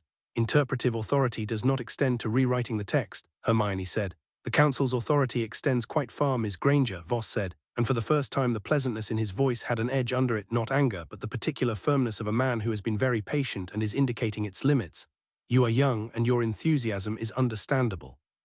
But what you're proposing, 2 people, one of them Muggle-born, one of them a celebrated figure whose celebrity is arguably a form of magical influence in itself, claiming sovereign authority over the wizarding community, requires considerably more than 3 stones lit up in basements. He said Muggle-born the way some people said it, and some people didn't, not as an insult, not quite, but as a category, a classification, a thing to be noted as relevant data. The way a man might mention a zoning law that technically worked in his favor. Harry felt the shift in the room, felt Hermione go very still beside him. When she spoke, her voice was so even it was almost serene. I didn't realize bloodline was a criterion in the Accords. It isn't explicitly stated, Voss said. But the founding families understood. The founding families, Hermione said, wrote a document that explicitly grounds sovereign authority in harmonic magical resonance, which is a function of magical compatibility and mutual trust, not genealogy. She reached into her robes and placed a document on the floor of the chamber. It landed flat and clean, and a copy materialized at each council member's position. I've prepared an annotated reading of the relevant clauses. I've also included an analysis of all 7 documented bond cases, none of which involved purely pureblood pairs. In fact, the most successful and longest-lasting bond on record was between a wizard of Muggle parentage and a half-blood witch in 1189. Their combined governance lasted 40 years and is described in 3 separate historical records as the most stable period in Welsh wizarding history. She met Voss's eyes. If you'd like to argue that bloodline is relevant, I'm prepared to make this a very long afternoon. Voss looked at her. really looked at her. For perhaps the first time, Harry saw the reassessment happening behind the grey eyes, the slight recalibration of someone who had made an assumption and was now correcting it. "That won't be necessary," Voss said quietly. "Good." She held his gaze for one more moment, then addressed the full council. "We're not here to ask your permission. We are here because the Accords require the Council to formally acknowledge a verified resonance bond, and because the legal framework of the wizarding world, the same framework that grants this body its authority, requires that acknowledgement." Her voice didn't rise, it didn't need to. "When the fourth site is verified tomorrow, you will have 72 hours to respond under the Accords. We expect you to meet that deadline. And if the Council declines to acknowledge," Pemberton said. He was trying for challenging and landing closer to petulant. Harry spoke before Hermione could. "Then we proceed without the acknowledgement and make the case publicly, alongside the full public disclosure of the substrate degradation data, the suppressed infrastructure reports, and the evidence connecting the Knockturn Alley ritual to this Council's liaison office." He looked at Pemberton with the calm of a man who had no bluff in the statement. "The wizarding public has been living with a degrading magical substrate for 30 years, while the people responsible for addressing it have been suppressing the data. I'd be interested to see how the Council's authority holds up under that particular public conversation." Another silence. This one had a different quality, heavier, slightly concussive, the silence of a room that has just had its assumptions examined and found wanting. Lady Mercer was watching Harry with an expression that might have been approval. Voss was very still. The pleasantness had gone from his face not to anger but to something more authentic, the expression of a man genuinely engaged with a problem that has revealed itself to be considerably more sophisticated than expected. He studied Harry, he studied Hermione, he took his time about it. "You've done extensive preparation," he said at last. "Yes," Harry said. "You're not afraid of this council?" Harry said. Voss leaned back slightly. "I have spent 30 years ensuring the stability of the wizarding governance structure. I want you to understand that I believe in what I'm protecting not for personal advantage but because I have seen what happens when structures fail and I don't intend to let it happen under my watch." He paused. "I think you are dangerous, both of you. Individually you are formidable. Together you are something the existing framework was not designed to accommodate." "With respect," Hermione said, "it was designed for exactly this. It was just designed to accommodate it honestly." Something moved across Voss's face, not softening, but a kind of recognition, the faintest crack in the certainty of a man who is very rarely given a genuinely new idea to consider. It lasted perhaps a second. "Tomorrow," he said, "present the fourth verification and the Council will convene in full session." He stood, which ended the meeting by protocol. "I will have my response prepared." "So will we," Harry said. They walked out of the chamber the way they'd walked in, together at an even pace, not hurrying. Harry's hand found Hermione's as they climbed the stairs back to street level, not as a gesture of romance but as something more immediate and mutual, the contact of two people who had just been in a difficult room together and were still in it slightly, still running the resonance of what had been said. She didn't pull away. Her fingers closed around his. They came out into the Bloomsbury Square in the afternoon light, pigeons and plane trees and a woman walking a dog and a small child chasing both, and the ordinary world of it was briefly almost funny. "He recalibrated," Harry said. "About halfway through he started looking at us differently. He didn't expect the annotated document," Hermione said. "He expected the bond to make us emotional and unprepared. He didn't expect us to have done the work. He'll be doing it tonight," Harry said, "reading everything, looking for the angle. He'll find the counter-provisions," she agreed. "He may find something we haven't," she paused, "but the substrate data is his real weak point. If he contests tomorrow and we go public with that, he loses more than he gains from the contest." Harry nodded. "He knows it. He'll try something else," she said. "He's too intelligent to keep pushing a losing argument. The question is what?" They walked through the square. Her hand was still in his and neither of them addressed this, and it was fine, better than fine. It was precisely what it needed to be, warm and certain and requiring nothing beyond itself. "Neville called it," Harry said. "Called what?" "Self-made men in old families. He's good at those." He looked up at the plane trees. "Voss is going to come at this differently now, smarter." "Yes." She was quiet for a moment. "Lady Mercer. I noticed her too. She's not a Voss ally. She might be persuadable." Hermione's eyes were moving already, 3 moves ahead. "I want to know her history with the Council. I want to know who the other potential dissenter is." "Tonight," Harry said. "Tonight you're going to eat dinner and sleep for more than 3 hours and the research can wait until morning." She looked at him sideways. "Is that an order?" "It's a request," he said, "from someone who needs you functional tomorrow." She considered this. "Fine," she said, "but I'm bringing the documents." "Obviously." Above them, the London sky was wide and golden with late afternoon, and somewhere under Bloomsbury, the 7 members of the ancient Council of Founders were returning to their chairs and their private conversations, and Cassius Voss was walking home through the same city with the expression of a man who had met an unexpected thing and was deciding how to become better than it. One more sight, one more verification. And then the weight of 600 years of law would be ready to move, and the question was only which direction it would fall. Harry thought about the lock in the morning, the gold and silver spreading across the water, and the way Hermione had looked standing knee-deep in the shallows with the light moving around her, and the sensation in his chest that was never less than certain. One more sight, then everything would change. Chapter 4, Hogwarts Remembers Gringotts at Dawn, was a different institution from Gringotts at midday. The great marble hall was empty of the usual press of witches and wizards, the echoing space stripped to its fundamentals, the high vaulted ceiling, the long counters, the distant sound of carts on rails somewhere deep in the earth below, and the goblins who remained at their stations regardless of the hour because Gringotts did not sleep and did not make accommodations for the sleeping habits of other species. Sharpclaw was waiting for them at the main entrance. He was short even for a goblin, with the long, clever fingers and sharp, watchful eyes that characterized his kind, and he wore the Gringotts livery with the air of a soldier wearing dress uniform, proudly but aware of the distinction between the uniform and the man. Harry had worked with him on the missing artifacts case and had come away from it with a clear understanding. Sharpclaw respected competence, directness, and the honoring of obligations. He had no patience for sentiment, hesitation, or the particular brand of condescension that humans often deployed toward goblins without noticing they were doing it. Potter, Sharpclaw said, then with a fractional inclination that counted as significant in goblin social vocabulary. Granger, Sharpclaw. Harry shook his hand the goblin way, forearm to forearm, which he'd learned mattered. Thank you for meeting us. You said it was important. Sharpclaw's eyes moved between them with the rapid calculation that was his constant expression. You look different. We've had an interesting week. You look, a pause, Sharpclaw apparently searching for terminology aligned. There's a term in the old goblin records, Folcresh paired resonance. His eyes sharpened further. You've triggered a Folcresh bond, Hermione said carefully. You know about resonance bonds. Goblins kept their own records long before the wizarding governance frameworks were written, Sharpclaw said without inflection. We know considerably more about the foundational magic than anyone has bothered to ask us. He turned and moved into the bank. Come, the chamber is below the 4th vault level. I've already had it prepared. They followed him through the marble hall, past the counters where 3 goblins worked without looking up, through a door behind the central counter that required Sharpclaw's personal key and a spoken phrase in gobbledygook, and into the cart system. The ride was long and fast and went deeper than Harry had been before, past the levels he remembered, past the deeper levels he'd glimpsed once or twice on Auror Business, down into a part of the bank where the air was different, older. The stone down here had the same quality as the heritage chamber, the feeling of something that had been standing in one place for a very long time and had accumulated weight from it. The cart stopped at a platform with no number designation. Sharpclaw led them along a short corridor to a chamber that was nothing like a vault. No gold, no treasures, no shelving or locks. Just a circular room of dark stone, and at its center a formation of 3 standing stones arranged in a rough triangle roughly waist height, and covered in runes so dense they were almost textures. The foundation stone of Gringotts, Sharpclaw said, older than the bank, older than the wizarding governance agreements. The goblins built the bank around it because the magic here was already significant. The wizarding founders borrowed our framework when they built theirs.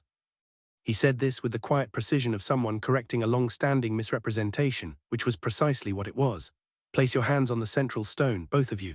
Harry stepped forward with Hermione and they put their hands on the central stone, which was rough and cold like the heritage chamber stone but also somehow vibrating, the way a tuning fork vibrates, a frequency you felt in the bones rather than heard. The response was instant and total, not gradual like the forest. Not spreading like the lock. It ignited both colors simultaneously, the gold and silver blazing out of the stone in a column that hit the ceiling of the chamber and reflected down, filling the space with light that came from everywhere at once, and the sensation in Harry's chest went from steady warmth to something that was briefly, staggeringly loud, not painful, nothing like pain, but enormous, the way a symphony is enormous if you're standing inside it.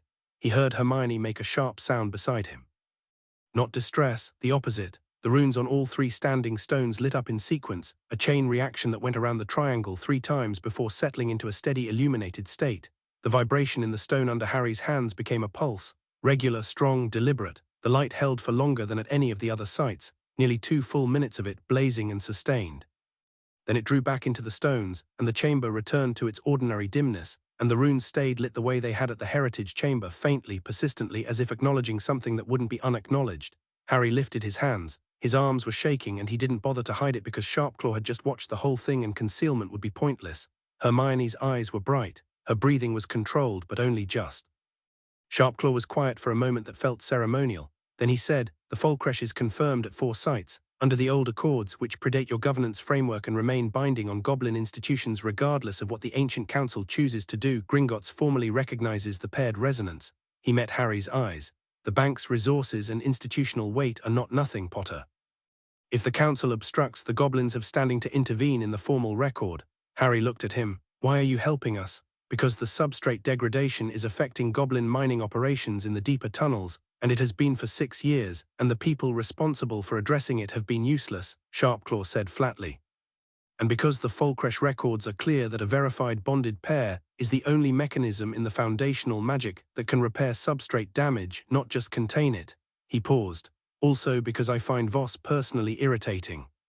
The man sent a formal delegation to renegotiate our custodial agreement 3 years ago, and they addressed the lead negotiator's chair rather than the lead negotiator because she was female, and she had to explain basic Gringotts protocol to them for 40 minutes before they understood the problem. His expression was perfectly flat. I have not forgotten. Hermione said, neither have I, with such immediate and genuine feeling that Sharpclaw looked at her with what might very tentatively be described as approval. They were back on the street in front of Gringotts by 9 in the morning. 4 sites, 4 confirmations. The bond was verified in the fullest legal sense available, and the goblin recognition gave them a formal institutional voice that Voss hadn't factored in. Harry pulled out his communication mirror, the upgraded version the Auror office used, smaller and more reliable than the old 2-way version, and checked for messages. There were 3, 2 from the Auror office about unrelated cases, 1 from Neville. He read Neville's message and went still. Hermione, who had been consulting the Accord's timeline for the council notification, looked up at his expression. What? Harry handed her the mirror. Come back to Hogwarts, something's happened. Not an emergency, everyone's safe, but you need to see this. Come soon. What could? She began. I don't know. He put the mirror away. But Neville doesn't send vague messages unless it's something he can't put in writing. They apparated back to Hogsmeade by 10 and were through the castle gates by 10:30, moving at a pace that wasn't quite running but had the energy of it. Neville met them in the entrance hall, and his expression was the one he'd worn in their 7th year when things were bad but manageable, the particular controlled seriousness that meant he'd already assessed the situation and had thoughts about it. He had someone with him. A man in his mid-30s, Auror robes, one of the junior officers from Harry's department, Marcus Webb, competent, relatively reliable, currently standing with his hands at his sides and the expression of someone who had recently done something he was uncertain about. Webb, Harry said. Sir. Webb met his eyes with the directness of someone who'd made a decision and was committed to it. I need to tell you something. I've been sitting on it for 48 hours and I can't anymore. Harry looked at Neville, who gave a small nod that meant hear him out. My office, Harry said. Not here. They went to the staff room where Luna was already present, sitting on the windowsill with her legs folded and a cup of tea, entirely unsurprised by the arrival of a junior Auror, which was either her usual precognitive quality or she'd been expecting this specifically. Harry suspected the latter. Webb sat and talked. He was concise, which Harry appreciated. The substance was this. 3 months ago, he'd been recruited by a man whose name he didn't know to monitor Harry and Hermione's movements within the Ministry. Passive observation only, when they arrived, when they left, what departments they visited. He'd done it twice before the recruitment began to feel wrong and he'd stopped. He hadn't reported it because he'd been told the recruitment was part of an internal security review and he'd believed it long enough for it to become awkward to report. 2 days ago, after Knockturn Alley, he'd been contacted again, not for observation, for something more active. He was to acquire a copy of Hermione's archive requisition records and forward them to a private owl address. He'd refused. He was here instead. Harry listened to all of it. He asked 4 questions, all of them specific and procedural. Then he said the recruitment contact described them. Webb described them, a witch, early 50s, grey robes, a Voss family signet ring on her right hand. Thank you, Harry said. You did the right thing coming here. I need you to write a formal statement, everything you just told me in full. I'll have it verified and protected. Webb nodded, looking somewhat lighter for the telling. After Webb had gone with Neville to write his statement, Harry leaned against the wall and thought for a moment. He's escalating, Hermione said. She was sitting at the table, her hands flat on its surface. We moved faster than he expected. He needed someone inside your department watching for it. The archive requisition records would have told him everything, what I'd read, what I was building toward. She paused. He didn't get them, but he knows we're moving. He knew before Webb was even asked. Harry straightened. The monitoring system alert, the one from the first night, the one that went to his private address. He's had real-time awareness since the beginning. He looked at her. He's not just going to contest the verification in the council session, he's going to try to disrupt the session itself. Luna, from the windowsill, said he'll try to add an emergency procedural item. There's a provision in the council's own charter, not the Accord's, the council's internal rules, that allows the High Chancellor to introduce a motion of extraordinary review before a verification acknowledgement is formalized. It temporarily suspends the acknowledgement process. She sipped her tea. The provision has never been invoked, but it exists. What does extraordinary review mean practically? Harry asked. It means the council can investigate the bond and the bonders for up to 30 days before being required to acknowledge. Luna looked at him steadily. 30 days during which the substrate fractures continue to expand, during which the legal limbo prevents you from acting in any official capacity under the Accords. He would use 30 days to build a case, Hermione said, shore up council votes, apply pressure to Mercer and whoever else might be persuadable. Make the public disclosure impossible or at least ineffective by preempting it with his own narrative. Her voice was flat and analytical, but underneath it Harry heard what he always heard when Hermione encountered someone using institutional power as a weapon, not anger but a cold, precise determination to dismantle it. We can't let him invoke that provision. How does he invoke it? Harry asked Luna. He has to introduce the motion at the opening of the full session. Before any other business is raised, Luna set down her tea. The session is tomorrow at noon. Then we need to ensure the session opens with something that changes the agenda before he gets to it, Hermione said. She was already thinking, the pen-in-hand look on her face. If the bond is formally acknowledged by one council member before the session opens, is that possible? Harry said. Lady Mercer, Hermione said immediately. She's a full council member. Her individual acknowledgement isn't legally binding without the full body, but it creates a formal record of acknowledgement that changes what can be introduced at opening. If there's already an acknowledgement on record, the extraordinary review motion is moot. You can't review something that's already been formally noted. Luna nodded slowly. That's a correct reading of the council charter. Can we get to Mercer tonight? Harry asked. I've been researching her, Hermione said. Is old Mercer née Talbot? She married into the Mercer family, but her own lineage is complicated. Her mother was Muggle-born, which she doesn't advertise in council circles. She was appointed to the council 12 years ago on Voss's recommendation, which she's been quietly moving away from ever since. A pause. She has a house in Edinburgh. I have the address. Harry looked at her. You have the address? I've had it since last night, Hermione said without apology. I was waiting to see if it was relevant. I genuinely cannot decide if that's impressive or alarming. Both, Luna said helpfully. Neville came back without Webb, who had apparently finished his statement and been sent back to London with a protective escort charm and instructions to speak to no one. Neville sat down and looked at the group with the expression of someone taking stock. What do we need? 2 things, Harry said. Tonight we go to Edinburgh and talk to Mercer. Tomorrow we walk into that session with everything prepared. He looked at Neville. I need you at the session tomorrow. I'm a herbology professor. You're a war hero and a respected public figure, and your presence makes a statement before anyone opens their mouth. Harry held his gaze. I need people in the room who aren't afraid of what they're watching. Neville didn't hesitate. I'll be there. They took the flu to Edinburgh. Neville's fireplace connected to the Hogsmeade network, which connected to a public terminal in the Edinburgh Magical Quarter. It was nearly 8 in the evening by the time they arrived, and Scotland in early autumn had gone cold and sharp-haired, the city's stone catching the last of the light in golden seams. Lady Mercer's house was in a quiet street near the Old Town, a Georgian townhouse with a magical ward on the door that was protective rather than exclusionary, designed to notify rather than repel. Hermione noted this with the automatic professional interest she brought to all ward work. This was the ward of someone cautious, not paranoid. Someone who wanted to know who was at the door before they opened it, not someone trying to keep the world out entirely. The door opened before they knocked. Isolde Mercer was a compact woman in her early 60s with grey-streaked dark hair and the silver pin they'd noted at the council chamber. She was in house clothes, comfortable, deliberately informal, and she looked at them both with eyes that were measuring without being hostile. I thought you might come, she said. She stepped back from the door. You'd better come in. Her sitting room was warm and lived in, full of books, and a large ginger cat who assessed Harry from an armchair, decided he was acceptable and went back to sleep. Mercer gestured them to seats and didn't offer tea, which Harry found refreshingly honest. This wasn't a social call and she wasn't pretending otherwise. You want me to formally acknowledge the bond before tomorrow's session, she said, sitting across from them. Yes, Hermione said. Tell me why I should, not challenging. Actually asking, Hermione told her. She laid out everything, the accords, the verification sites, the substrate degradation, the suppressed infrastructure reports, the Knockturn Alley ritual and its connection to the council liaison office, Webb's statement, the extraordinary review provision. She spoke for 12 minutes without notes, which Harry privately found impressive even though he'd watched her do this kind of thing for years, the ability to construct a complete and ordered argument from memory under real pressure. Mercer listened the way good listeners did without performing attention, simply giving it. When Hermione finished, Mercer was quiet for a moment. The ginger cat rearranged itself. Outside, Edinburgh went about its evening. You know my mother was Muggle-born, Mercer said at last.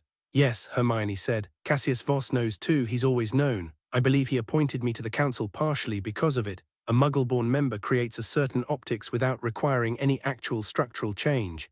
Her voice was even, but there was something underneath it. I've been on the council for 12 years and I have moved approximately 4 inches of policy in that time, because every meaningful proposal is managed through the liaison committee before it reaches the full body. And the liaison committee is a Voss instrument, Harry said. Yes, she looked at him. What happens if I acknowledge the bond and the rest of the council votes to invoke extraordinary review anyway? Can Voss override my acknowledgement? No, Hermione said. An individual council member's formal acknowledgement creates a standing record. It can be outvoted for the purposes of full council acknowledgement, but it can't be erased. The record exists regardless, and it prevents the extraordinary review motion from being the first item. It makes the motion procedurally weaker. Boss would have to argue against an existing record rather than preempting a non-existent one. Hermione paused. It may not win the full session, but it changes the ground. Mercer looked at Harry. What do you actually intend to do with sovereign authority if the council acknowledges it, concretely? Harry had thought about this more than he'd let on, and he answered without deflection. Repair the substrate, that's the most immediate thing, and the Accords give us both the authority and apparently the functional capacity to do it, which means the 30 years of degradation can actually be addressed rather than managed. He held her gaze. After that, the governance structure needs to work for everyone in it, not just the families who have been running it for 300 years. We're not interested in power for its own sake, we're interested in the thing actually functioning. Mercer studied him for a long time. The ginger cat opened one eye. I have a Muggle-born daughter, Mercer said. She's 9 years old. She'll get her Hogwarts letter in 2 years.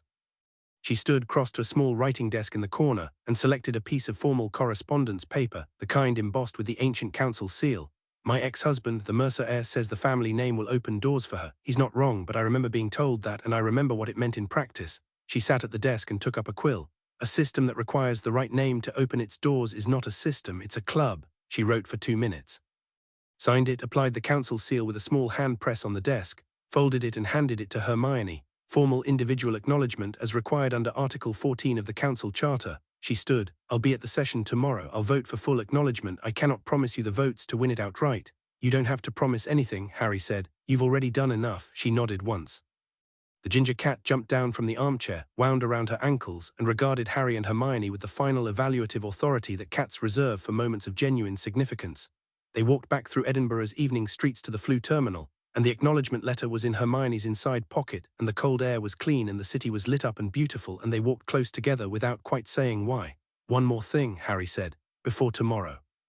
She glanced at him. What? There's a part of the castle we haven't gone to yet. She was quiet for a moment. I know, the Accords mention it, the oldest part of Hogwarts, before the founders built their wings, before the current architecture. He'd been sitting on this since reading the Accords section Hermione had flagged, the passage that described Hogwarts not as a school but as a living magical structure, one of the oldest in Britain, constructed directly on a convergence point of the foundational magic. It says a bonded pair whose claim is verified will be recognized by the structure itself, not a pillar site, something separate, the castle keeping its own record. Hermione said, the chamber is, it's not in any architectural plan I've found. I know where it is, Harry said. She looked at him sideways. I've always known where it is, he said. I just didn't know why I knew. He paused. You remember how the castle felt when we were students, like it was aware of you sometimes, like it watched? Yes, I think it's been waiting for this specifically. She considered this with the precision she brought to things that were unusual, not dismissing, not overcrediting, just examining. All right, she said. Tonight. They went back to Hogwarts, and Neville met them at the gate with a lantern and the expression of a man who had been told to expect them and was taking it in stride. And they went through the castle in the way that felt natural, not sneaking, not hiding, simply moving through the building the way you move through a place that has always been yours. Harry led. He couldn't have explained the navigation except that it was the same instinct that had always moved him through the castle's less charted spaces, a sense of where the magic was deepest, of following warmth through stone corridors. They went down, and then deeper than any corridor Harry had been in before, below the dungeons, below the levels where the Slytherin common room had been, into a part of the castle that smelled of deep earth and something mineral and clean. The corridor ended at a wall. Not a dead end, a wall with no seam, no handle, no visible mechanism, but covered in the same runes Harry had seen at every verification site, and the runes were faintly lit, had been lit probably for 1,000 years, waiting. He put his hand on the wall. Hermione put hers beside it, and the wall opened. The chamber behind it was not large. It was roughly circular, with a low vaulted ceiling and a floor inlaid with a pattern that was both geometric and organic, like a diagram of something living. In the center was a single column of stone, floor to ceiling, and the runes on it were lit brilliantly, blazing without any touch, blazing as if they'd known what was coming. The air in the chamber was the warmest air in the entire castle. Harry thought, like the air of a room where someone has just been, the lived-in warmth of occupied space, of a room that had been expecting this visit for a very long time. Harry, Hermione's voice was quiet. The walls were covered in carvings. He'd missed them at first because the runelight from the column drew the eye, but the walls told a story, carved images in sequence, worn but legible, of pairs of figures moving through what were clearly scenes of governance and crisis and rebuilding. 7 pairs which matched the 7 documented bonds in the archive, but the last panel on the wall to the left of the entrance was uncarved, Smooth stone waiting, they stood at the column. They didn't discuss it, it was clear what was needed, the same as every other site, the same as the beginning of all of it. They placed their hands on the column together, the chamber filled with light. Not gold, not silver, but both at once, not as separate threads this time, but genuinely woven, a spectrum that moved between and through the two colors in a way that was new. The column blazed from floor to ceiling, the floor pattern illuminated in sequence, each geometric cell lighting in order from the center outward. The carved panels on the walls sharpened, the worn lines filling with light, and the blank panel on the left wall began to fill, not paint, not ink.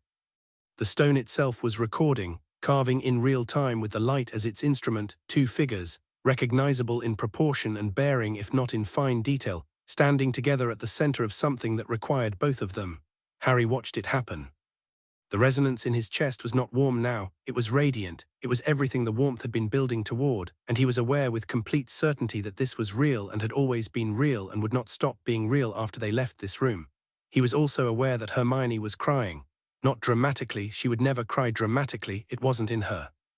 Just quietly, with her hand on the column and her eyes on the carving forming on the wall, the way a person cries when something they've been carrying a long time finally sets itself down.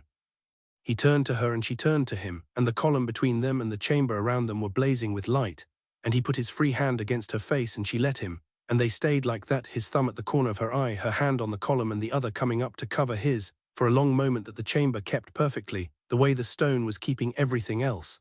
He kissed her. It was quiet and certain, and had been inevitable for a long time in the way that true things are inevitable, not fated but earned, built from years of the same direction until the direction became a destination. When they stepped back from the column, the light settled gently into the stone and stayed. The carved panel was complete. The chamber held them in its warm, luminous quiet. "Right," Hermione said softly. She pressed the back of her hand to her eyes once quick and then straightened and looked at him with the steadiness that was always there underneath everything. "We have a council session in 14 hours. "We do," Harry said, "and I need to review the extraordinary review counter-arguments, obviously, and we should sleep. At least 3 hours," he agreed. She looked at him, he looked at her, the chamber hummed around them, Harry, Hermione, the carving. She glanced at the wall, at the two figures in the stone. "It's very accurate." He looked at it. The proportions were unmistakable, there was no question which figure was which. "It's a good likeness. The Hogwarts founders apparently had opinions about our heights. The stone seems to think you're shorter than you think you are." She made a sound that was almost a laugh. "I'm 5'6". The stone disagrees. The stone is 1,000 years old and architecturally biased." He took her hand on the way out of the chamber, and she held it the same way she had in Bloomsbury, firmly, simply, without making it anything other than what it was, which was enough. Behind them, the chamber went dark for the first time in a century, its purpose finally, completely served. Above them, the castle settled into its ancient stones with a quality that Neville, standing in the corridor outside with his lantern and the tactful bearing of someone who absolutely knew not to go in, recognized as contentment. He'd felt it twice before in this building, once when the war ended and once when the first post-war class arrived in September. Both times it had felt like relief. This felt different. This felt like the castle had been waiting for something specifically and had just watched it arrive. He extinguished his lantern as Harry and Hermione emerged from the chamber, and he looked at their joined hands with the brief, uncomplicated expression of genuine satisfaction, and said nothing about it because nothing needed to be said. 14 hours, Harry said. 14 hours, Neville agreed. "I'll wake you at 6. The castle was quiet around them as they walked back through its corridors, and the old stones held their light, and the runes in the deep chamber below continued to glow with the steady, patient brightness of something that had known all along how this was going to go. Chapter 5. The reckoning. The morning of the council session arrived cold and clear, the kind of autumn day that felt like an argument for paying attention. Harry was up at 5:30, 40 minutes before Neville had promised to wake him, because he'd slept well and woke clean, the particular clarity of someone who has made a decision and is no longer carrying the weight of making it. He found Hermione already in the staff room with tea and 4 documents spread on the table in a configuration that mapped their strategy for the session the way a battle plan maps terrain. She'd added 3 new annotations since last night. She had at some point acquired a clean set of robes from somewhere, because she looked entirely composed, and not as though she'd spent most of the previous 72 hours in archives and underground chambers. Harry poured himself tea, sat across from her, and read her annotations without asking her to explain them because he could follow her reasoning on the page, and asking her to repeat herself was something he'd stopped doing around the time he'd understood that her written thinking was as clear as her spoken thinking and considerably more efficient. "The extraordinary review motion," he said after a minute. "If he invokes it despite Mercer's acknowledgement." "We invoke Article 22, she said without looking up from what she was writing. It requires an immediate public record of the motion and the grounds. He has to state on record in the formal session minutes exactly what he's contesting and why. She looked up. Which means if his grounds are the Knockturn Alley ritual and we immediately present Webb's statement and the liaison office connection, he's made the allegation that destroys him on the official record himself. He knows that.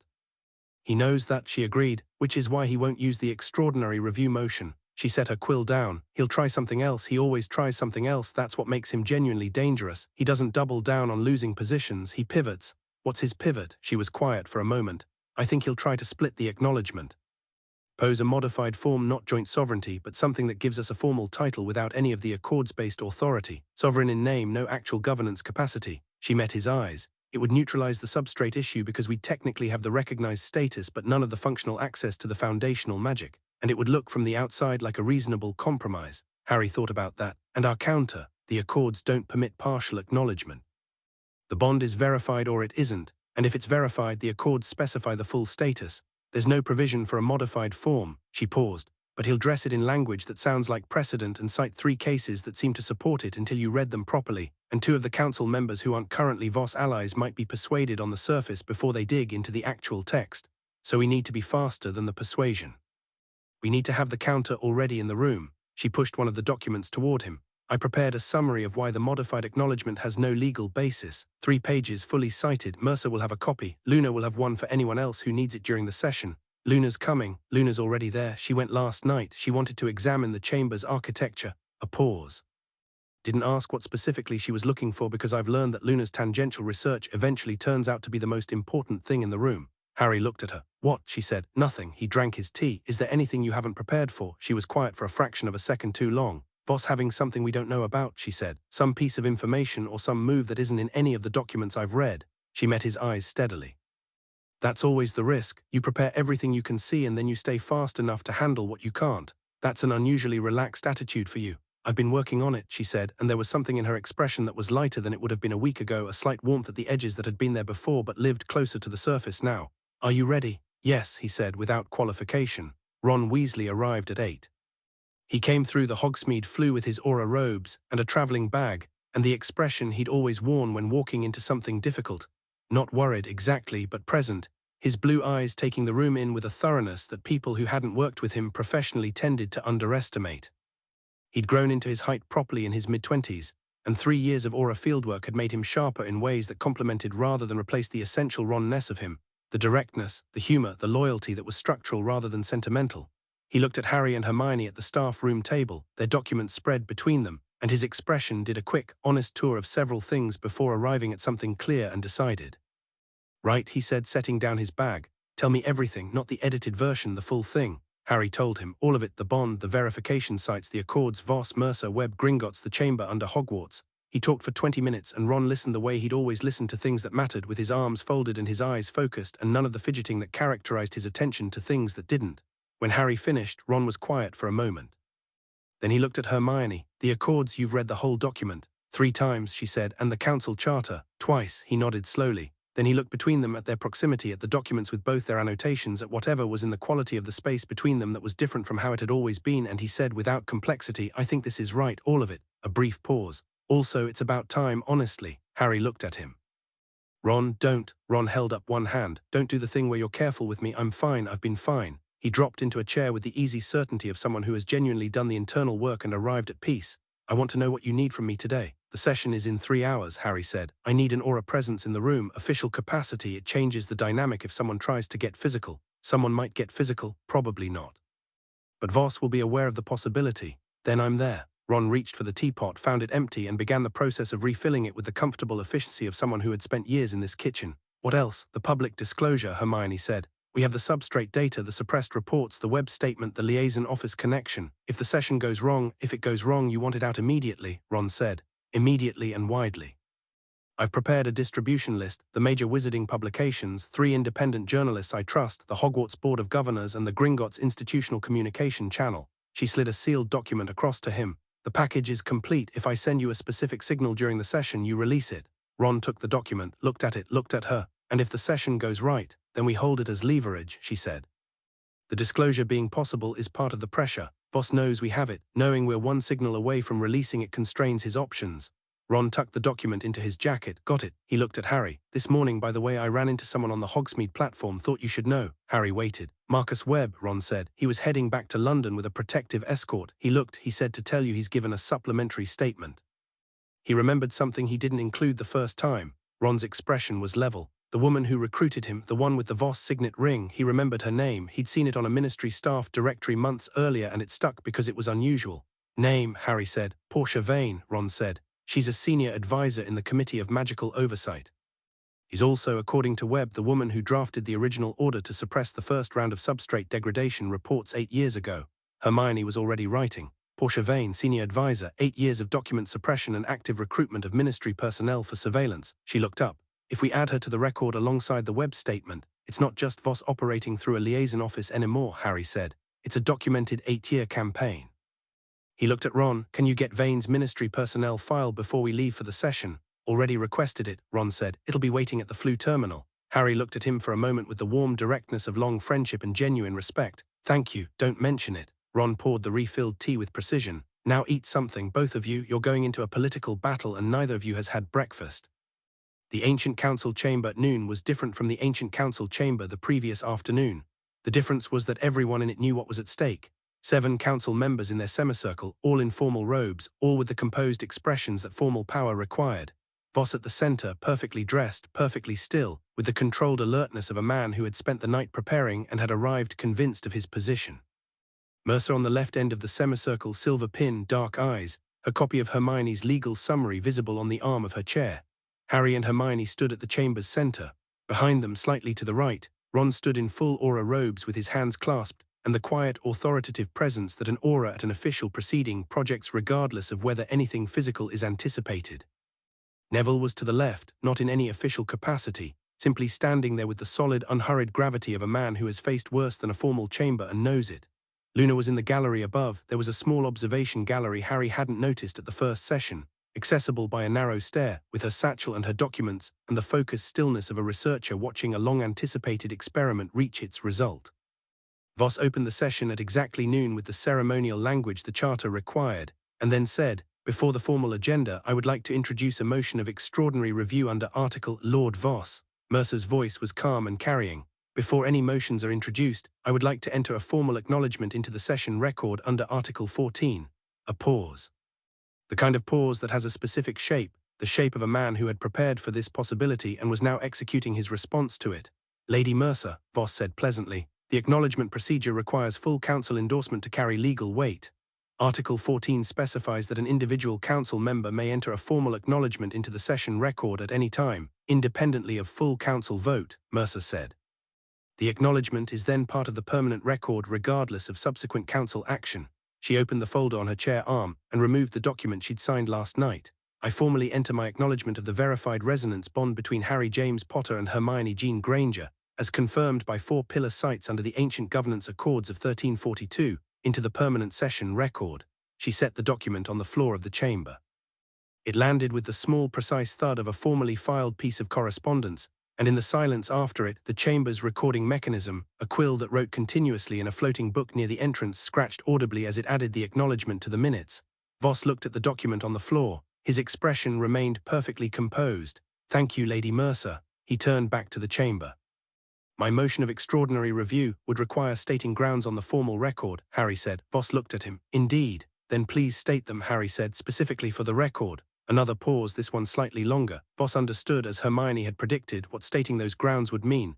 The council has concerns about the conditions under which the bond manifested, he said, choosing his words with visible care.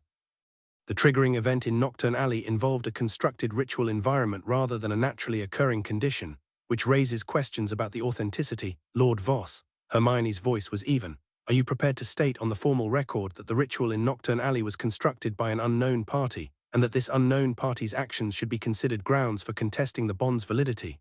That is the substance of the concern, yes. Then I'd like to submit the following to the record.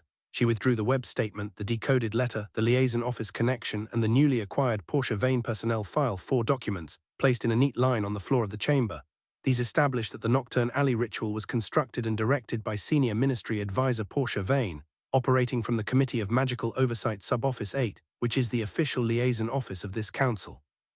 She looked at Voss directly. If the extraordinary review motion proceeds on the grounds of the Knockturn ritual, it places the ritual's origin on the formal record, which places your council's liaison office on the formal record as the origin. A brief pause. I imagine you understand what that means for the council's institutional authority. The chamber was very quiet. Voss looked at the 4 documents. He looked at Hermione. He looked at Harry, who was standing with his arms at his sides and his expression entirely calm, not pushing, not pressing, simply present, the particular stillness of someone who has nothing to prove and knows it. My motion, Voss said with only the slightest alteration in his measured tone, is withdrawn. Pemberton, 2 seats to Voss's right, leaned forward. Cassius, the motion is withdrawn, Voss said quietly, and Pemberton subsided. Then we're at the formal agenda, Mercer said with the precision of someone driving a process. Full council consideration of acknowledgement of a verified resonance bond. Discussion, then vote. What followed was an hour that Harry would later describe to Neville as the most interesting political experience of his life, which was saying something given that his life had included a year-long war and 2 separate encounters with the Department of Mysteries. Interesting not because of the conflict in it, but because of the quality of the thinking. Voss, stripped of his preferred tactical tools, fell back on the thing he was actually best at, which was argument. He argued well. He argued about precedent and stability and the implications of a governance structure that hadn't been practically active in 300 years being suddenly and dramatically reinstated. He argued about the council's interpretive authority and the challenges of applying ancient legal frameworks to modern institutions. He made points that were not entirely wrong. There were genuine complexities in how resonance bond sovereignty would interact with the elected ministry, genuine questions about structure and accountability that deserved real answers. Hermione answered every single one of them, not dismissively, not as an exercise in dominance. She answered them with the same engaged seriousness that she brought to every genuine intellectual problem, acknowledging the valid concerns and then explaining precisely and completely why they didn't override the legal framework or the practical necessity. She talked about the substrate repair mechanism. She talked about the coexistence model she drafted, a framework in which the paired claimant's authority was specifically bounded to matters of foundational magical governance, complementing rather than superseding the elected ministry. She had diagrams, she had historical parallels, she had, Harry noted with private amusement, a response to every single pivot Voss attempted, which meant she'd mapped his thinking with sufficient accuracy to preempt him at every turn. Voss was silent for a long stretch after she finished laying out the coexistence model. His expression was the one Harry had seen in Edinburgh, that fractional recalibration, the quality of a man being given genuinely new information and being intellectually honest enough to process it. You wrote this model specifically to address structural concerns, Voss said. Yes, Hermione said. When? The first draft was 2 days ago. I've revised it 4 times since. She held his gaze. The concerns are legitimate. They deserve real solutions, not dismissal. The model isn't perfect, it will need refinement in practice, but it demonstrates that the resonance bond authority and the existing ministry governance structure aren't incompatible, and that acknowledging the bond doesn't require dismantling anything that currently works. Voss studied her for a long moment. There was something in his expression that was almost respect, reluctant, partial but visible.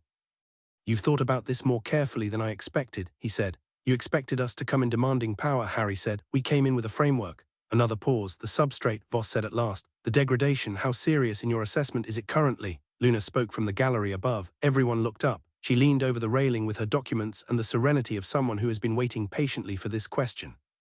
At current rate of degradation, the 7 fracture points will reach critical threshold in approximately 14 months. At critical threshold, the loss of functional magic in the affected areas will be permanent and cascading, each failure accelerating the next. She looked directly at Voss. I have 4 years of measurements. The trend line doesn't bend. Voss looked at her, looked back at Harry and Hermione. And the bond provides the repair mechanism. The accords are explicit on the mechanism, Hermione said. A verified bond pair in full harmonic resonance with the foundational magic can reinforce the substrate directly. We verified at 4 sites. The forest heart fracture that was at early stage development is already showing reduced progression since our verification yesterday morning. She paused. Neville Longbottom has been monitoring the Hogwarts substrate daily for 8 months. He can confirm. Neville from the wall said simply, I measured this morning before we left. The eastern fracture that's been expanding at 0.5 centimeter per week has been static for 36 hours. The council heard this. Harry watched their faces, Pemberton's stubborn certainty beginning to show its first cracks. The 2 members he'd identified as potential dissenters now visibly engaged rather than passively present, Mercer calm and watching, and Voss at the center with the expression of a man doing genuine arithmetic on genuine numbers. If the bond is not acknowledged, Hermione said quietly, and the substrate continues to degrade, the magical infrastructure of Britain will begin failing in 14 months. It will not recover without the mechanism the accords describe. The Council's authority, your institutions, your family's magical heritage, none of it survives a collapsing substrate. She wasn't threatening, she was stating facts. We're not asking you to give us power, we're asking you to let the mechanism that was built into the foundation of the wizarding world do what it was built to do. The vote, when it came, was 5-2. Pemberton voted against, and a man named Caro, who had said almost nothing during the session, voted against. Everyone else voted for full acknowledgement. The formal acknowledgement took 7 minutes to read into the record. The recording quill worked continuously. Mercer, as the presiding council member for the motion, signed the final document, and then each acknowledging member signed it, and it was sealed with the ancient council's full institutional seal and placed in the permanent archive and simultaneously. This was a provision of the Accords Harry hadn't known about until Hermione mentioned it that morning, duplicated into the foundational magic itself, written into the substrate in the same way that the verification at the pillar sites had been written. It could not be undone, not by Voss, not by a council reversal, not by ministry action. It existed in the fabric of the wizarding world's magic the way the original Accords existed. Harry and Hermione stood at the center of the chamber while the acknowledgement was read, and Harry was aware of the resonance in his chest doing something it hadn't done at any of the verification sites, not blazing, not surging, but settling, deepening, the way a foundation settles when the last stone is placed.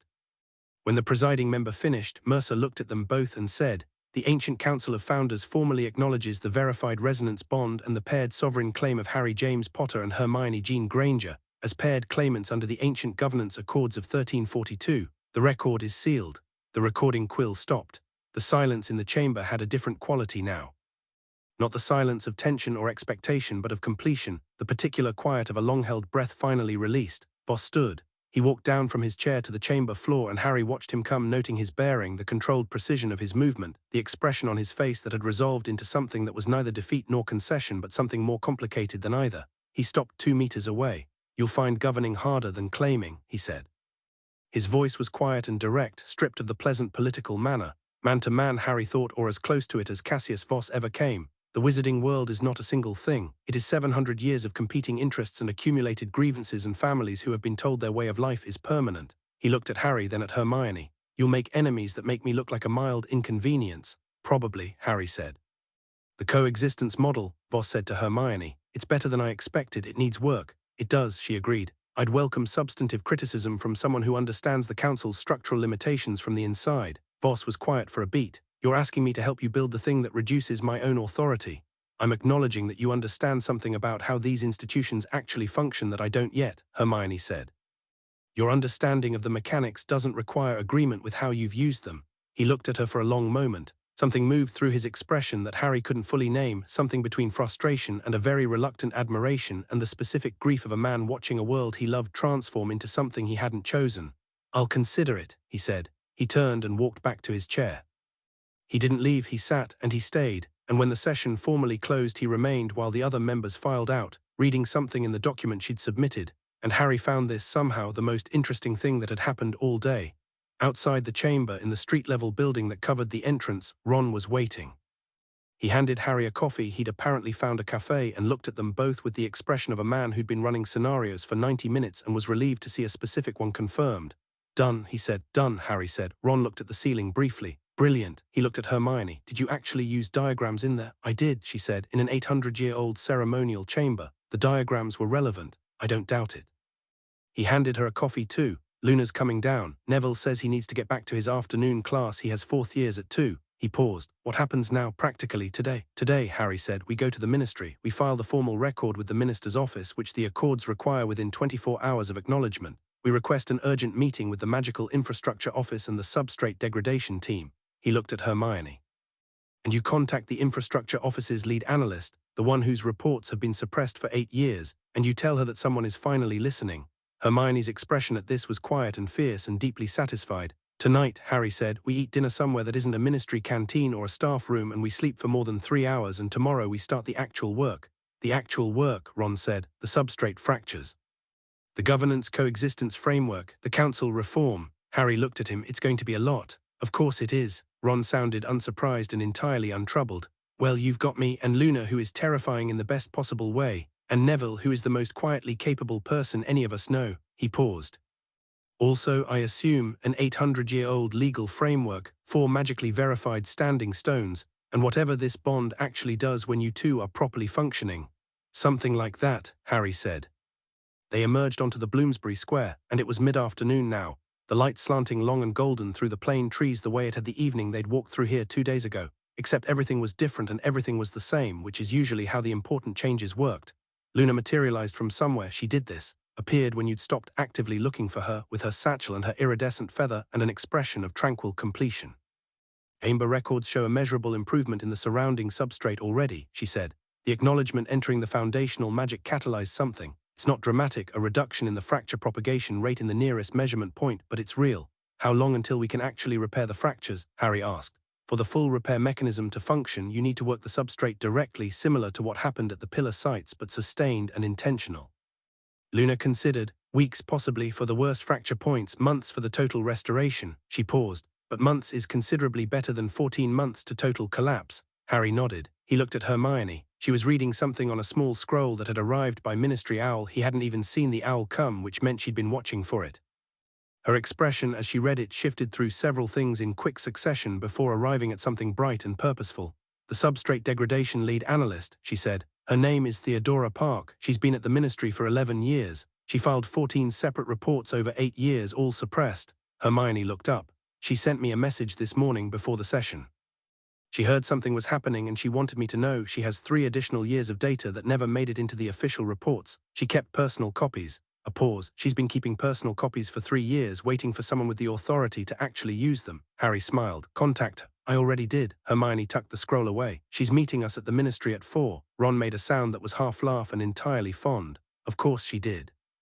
Of course you already did. He shook his head. Right, ministry at 4, food before that, I mean it, both of you actual food. I'll physically stand in front of the flu if necessary. Ron, Hermione said. Hermione. I had breakfast, she said. He looked at Harry. Harry confirmed this with a nod. Ron looked between them both with the expression of someone deciding whether this was actually true or a collaborative redefinition of what constitutes breakfast. He let it go. In the townhouse in Kensington, Portia Vane was reading the subpoena that had arrived by Ministry Owl 20 minutes ago, with the expression of a woman who had always known this was possible, and had spent 8 years betting against the odds. The signature on the subpoena was Harry Potter's. The legal authority cited was the Ancient Governance Accords and the Aura Office combined, which was a combination that had not existed before today and which she recognized, with the professional clarity of someone who had been in ministry politics for a long time, was not going to be easily challenged.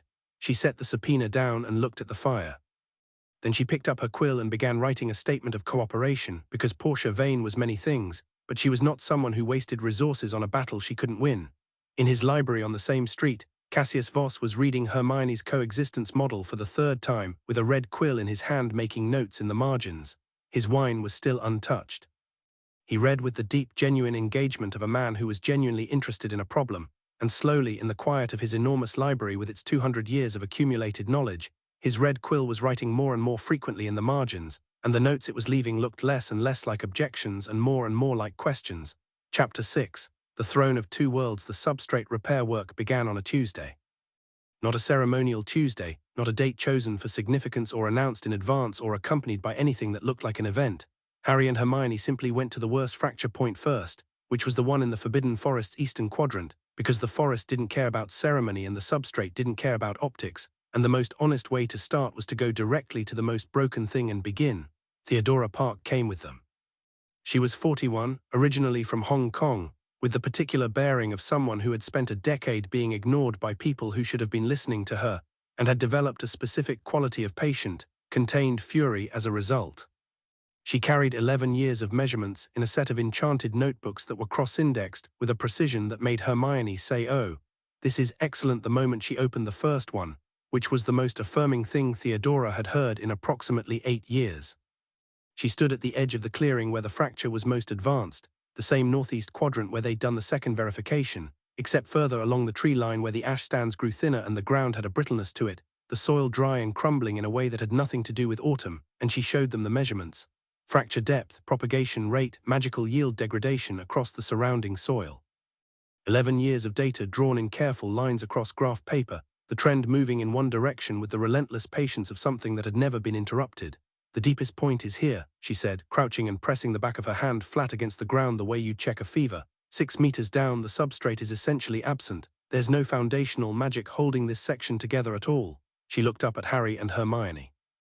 "In the early reports I filed, I called it a null zone. They changed the language to area of reduced magical density in the official record. Her voice was flat and informative. To clarify, it's a null zone. I know, Hermione said. She was crouched beside Theodora, her own hand on the ground, feeling something Harry had learned to notice, the slight shift in her expression when she was reading magic through physical contact, the subtle focusing that meant information was arriving. Harry. He knelt between them. The ground under his palm was wrong in the way he'd learned to recognize at the worst fracture sites, not cold, not warm, just absent. The foundational magic that should have been there, the deep background hum of it that you didn't notice until it was gone, simply wasn't, like pressing your hand to a wall and finding no solidity behind it. How do we start? He said. Same as the verification sites, Hermione said, but intentional this time and sustained. She looked at Theodora. How long to measure a meaningful change in the fracture depth? Realistically, hours for initial response, days for reliable data. Theodora was already opening her notebook to a fresh page. I'll measure continuously. Harry and Hermione faced each other across the worst ground of the fracture zone, kneeling on the forest floor with their hands flat on the earth, and Hermione said, don't moderate. Everything you have directly into the substrate. Think of it like, she paused, searching for an analogy. Like closing the fracture in Knockturn, Harry said, but on purpose. Exactly like that. They pushed. The gold and silver rose from the ground immediately, no build-up, no gradual onset, as if the substrate recognized them now and responded to recognition rather than requiring proof. The light moved through the soil in threads, following the fracture's geometry the way water follows channels, finding the null zones and filling them. It was slow. It was not dramatic. There was no thunderclap, no blazing column of light. It felt like work, sustained, demanding the magical equivalent of lifting something heavy for a long time. They stayed for 4 hours. When they stopped, Harry's hands were shaking again and Hermione's were perfectly steady, which he suspected said something about their respective relationships to overextension that he'd examine another time. Theodora was writing with rapid precision, checking her instruments, checking again, her expression showing the particular bright alertness of a scientist watching a hypothesis become a result. The null zone depth has reduced by 40 centimeters, she said, not looking up. The fracture propagation rate in the surrounding soil has gone from half a centimeter per week to, she ran the calculation, approximately 0. She looked up then and her expression was the one people wore when they'd waited 8 years for something. It's working. 40 centimeters, Hermione said, out of 6 meters. Yes, we'll need to come back repeatedly. Yes, Theodora said, but the trend has reversed. She looked at them both. Do you understand what that means? The trend has never reversed. In 11 years of data, the trend has never reversed. She paused and the professional containment slipped for just a moment into something more human. I had colleagues tell me I was wrong about the severity. I had a department head tell me I was catastrophizing. I had 3 separate memos returned to me with the language changed. She closed her notebook. The trend has reversed. Harry said, we'll be back Thursday. She nodded, returned to her instruments and gave them the privacy of her professional focus, which was its own kind of tact. Walking back through the forest, Harry and Hermione moved in the comfortable silence that had characterized their best working relationship since they were 17 and in a tent in the middle of nowhere, the silence of 2 people whose thinking ran parallel well enough that words were optional. 40 centimeters, Harry said after a while. Is 40 centimeters, Hermione agreed. It's going to take months. Yes, but it's going to work. She looked at him sideways. It's already working. He held a branch back for her as the path narrowed, and she passed through without breaking stride and without comment, and he caught up without hurry, and this small ordinary sequence, branch, path, catching up, felt to Harry like a very accurate picture of them, of what they actually were to each other, of the thing that the resonance had named but hadn't created. The ministry in the weeks following the acknowledgement was, by Hermione's private assessment, the most interesting professional environment she'd ever inhabited, which was saying something given that she'd worked there through 2 separate governance crises and 1 full institutional restructuring. The coexistence framework required actual construction, not metaphorical but structural, the architectural equivalent of adding a new floor to an existing building without disrupting the floors below. The elected ministry retained all its current authority over day-to-day governance, legislation, public services, and the general business of running the wizarding world.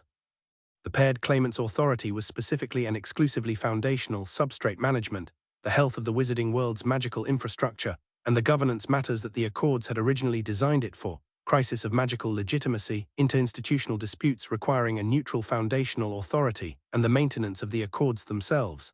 It was a narrower scope than the original Accords had envisioned, and it was deliberately so. Hermione had argued for this in the model, and she argued for it in practice, not because she was uncertain of the bonds' legitimacy or their capacity, but because she understood that authority exercised carefully was more durable than authority exercised broadly, and that the wizarding world's trust was a thing that had to be built in increments rather than assumed. Voss came to the second framework meeting. He came alone without his council retinue in ordinary robes, and sat on the side of the table that was technically opposite to Harry and Hermione, though the table was round, which made the opposition somewhat philosophical. He had Hermione's coexistence model with him, annotated extensively in red, and he set it in front of her without preamble and said, page 14, the provision for foundational authority over interinstitutional disputes. You've defined the trigger conditions too broadly. Under your current language, any two ministry departments disagreeing about a matter with magical infrastructure implications could theoretically invoke the paired claimants as arbiters. That's going to generate abuse. Hermione looked at page 14. She read the provision, she read his annotation, she said, "You're right." Voss blinked. It was a very small blink, barely visible, but Harry caught it. The trigger conditions need to require joint application from both disputing institutions, Hermione continued. That eliminates unilateral invocation and a materiality threshold. The infrastructure implication has to be demonstrable, not theoretical. She was already writing. Page 14 and page 22, there's a parallel provision. Voss turned to page 22. He read it. Yes, and there's a third at page 31. I see it. She was writing faster now. These are structural problems, not edge cases, thank you. Voss sat back slightly. He looked at Hermione the way he'd been looking at her since the session, with a quality of reassessment that had not fully resolved into anything but was clearly ongoing. You built this model in 48 hours, he said. The first draft in 48 hours, she said. It's on its 7th revision. Most governance frameworks of this scope take years. We don't have years. The substrate doesn't have years.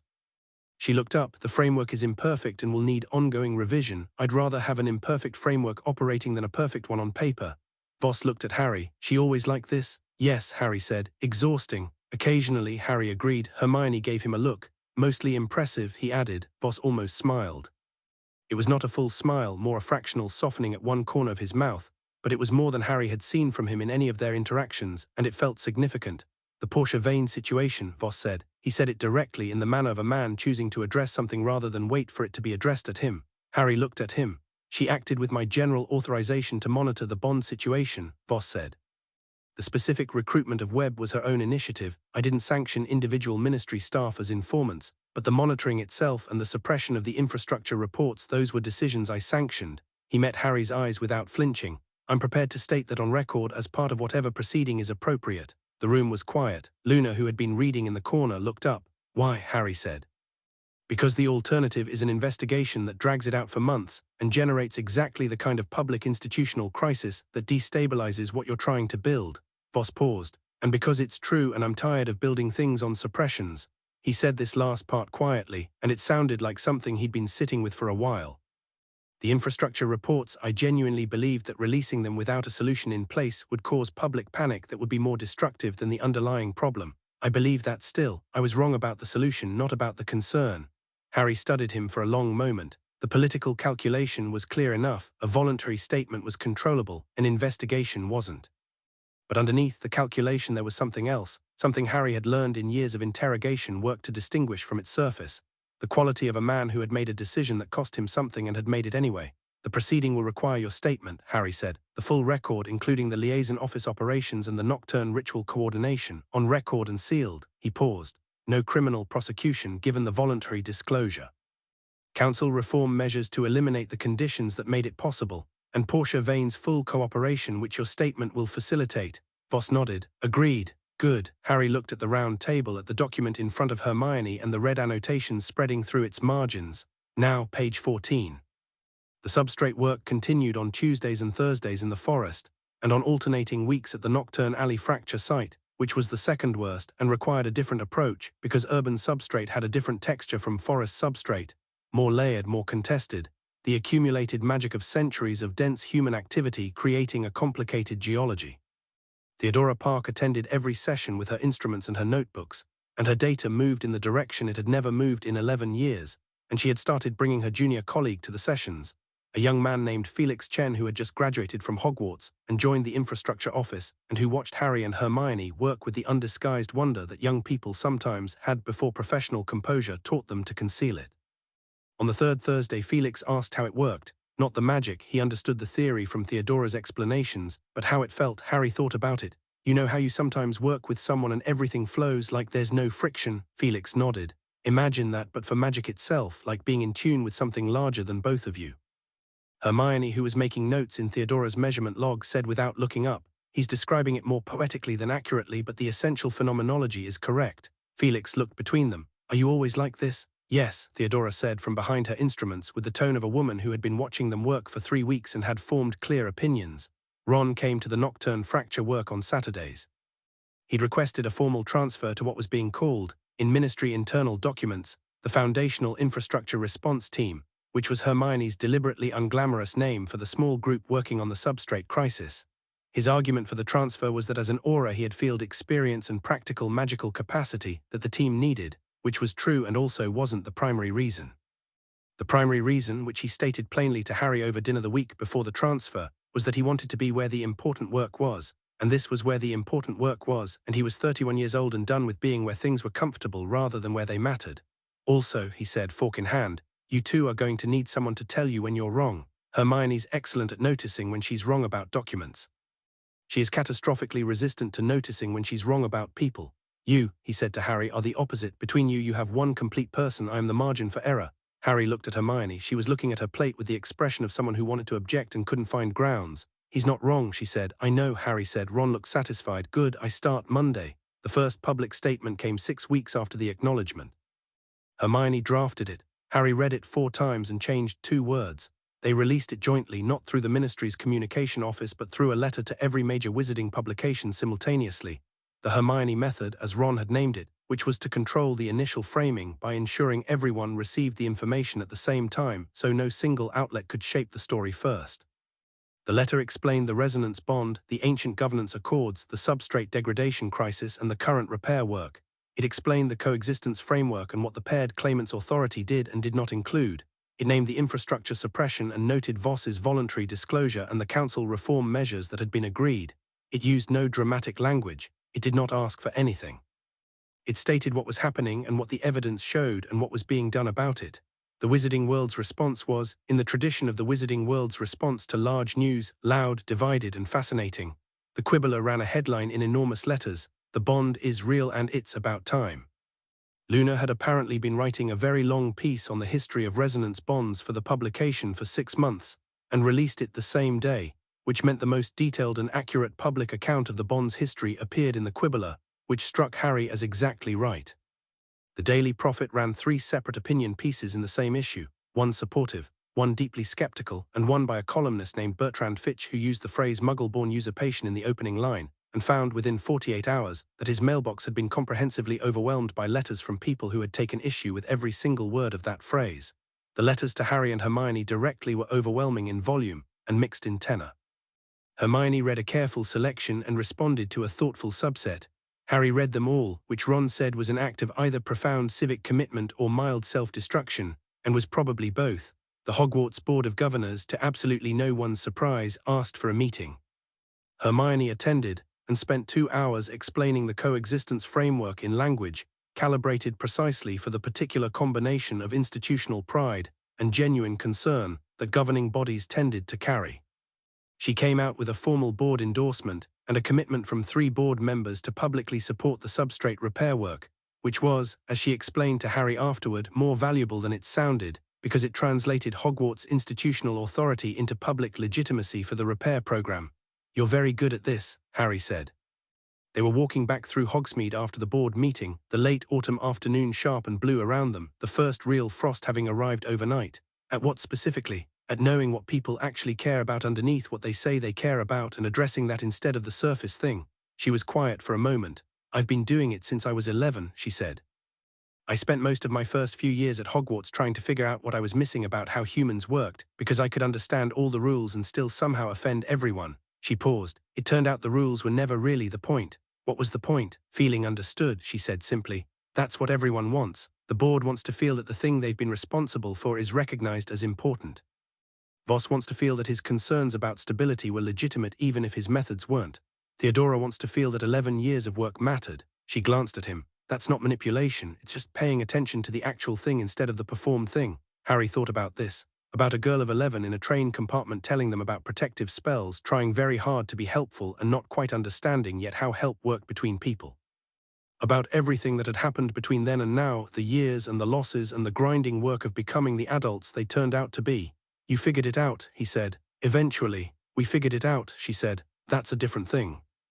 He took her hand on the frost-hardened path, and she threaded her fingers through his in the easy habitual way that had developed over the past weeks without either of them having to establish it. It was simply there one day as if it had always been there, which in some sense it had. "I want to show you something," he said. She looked at him. "Now, if you have an hour."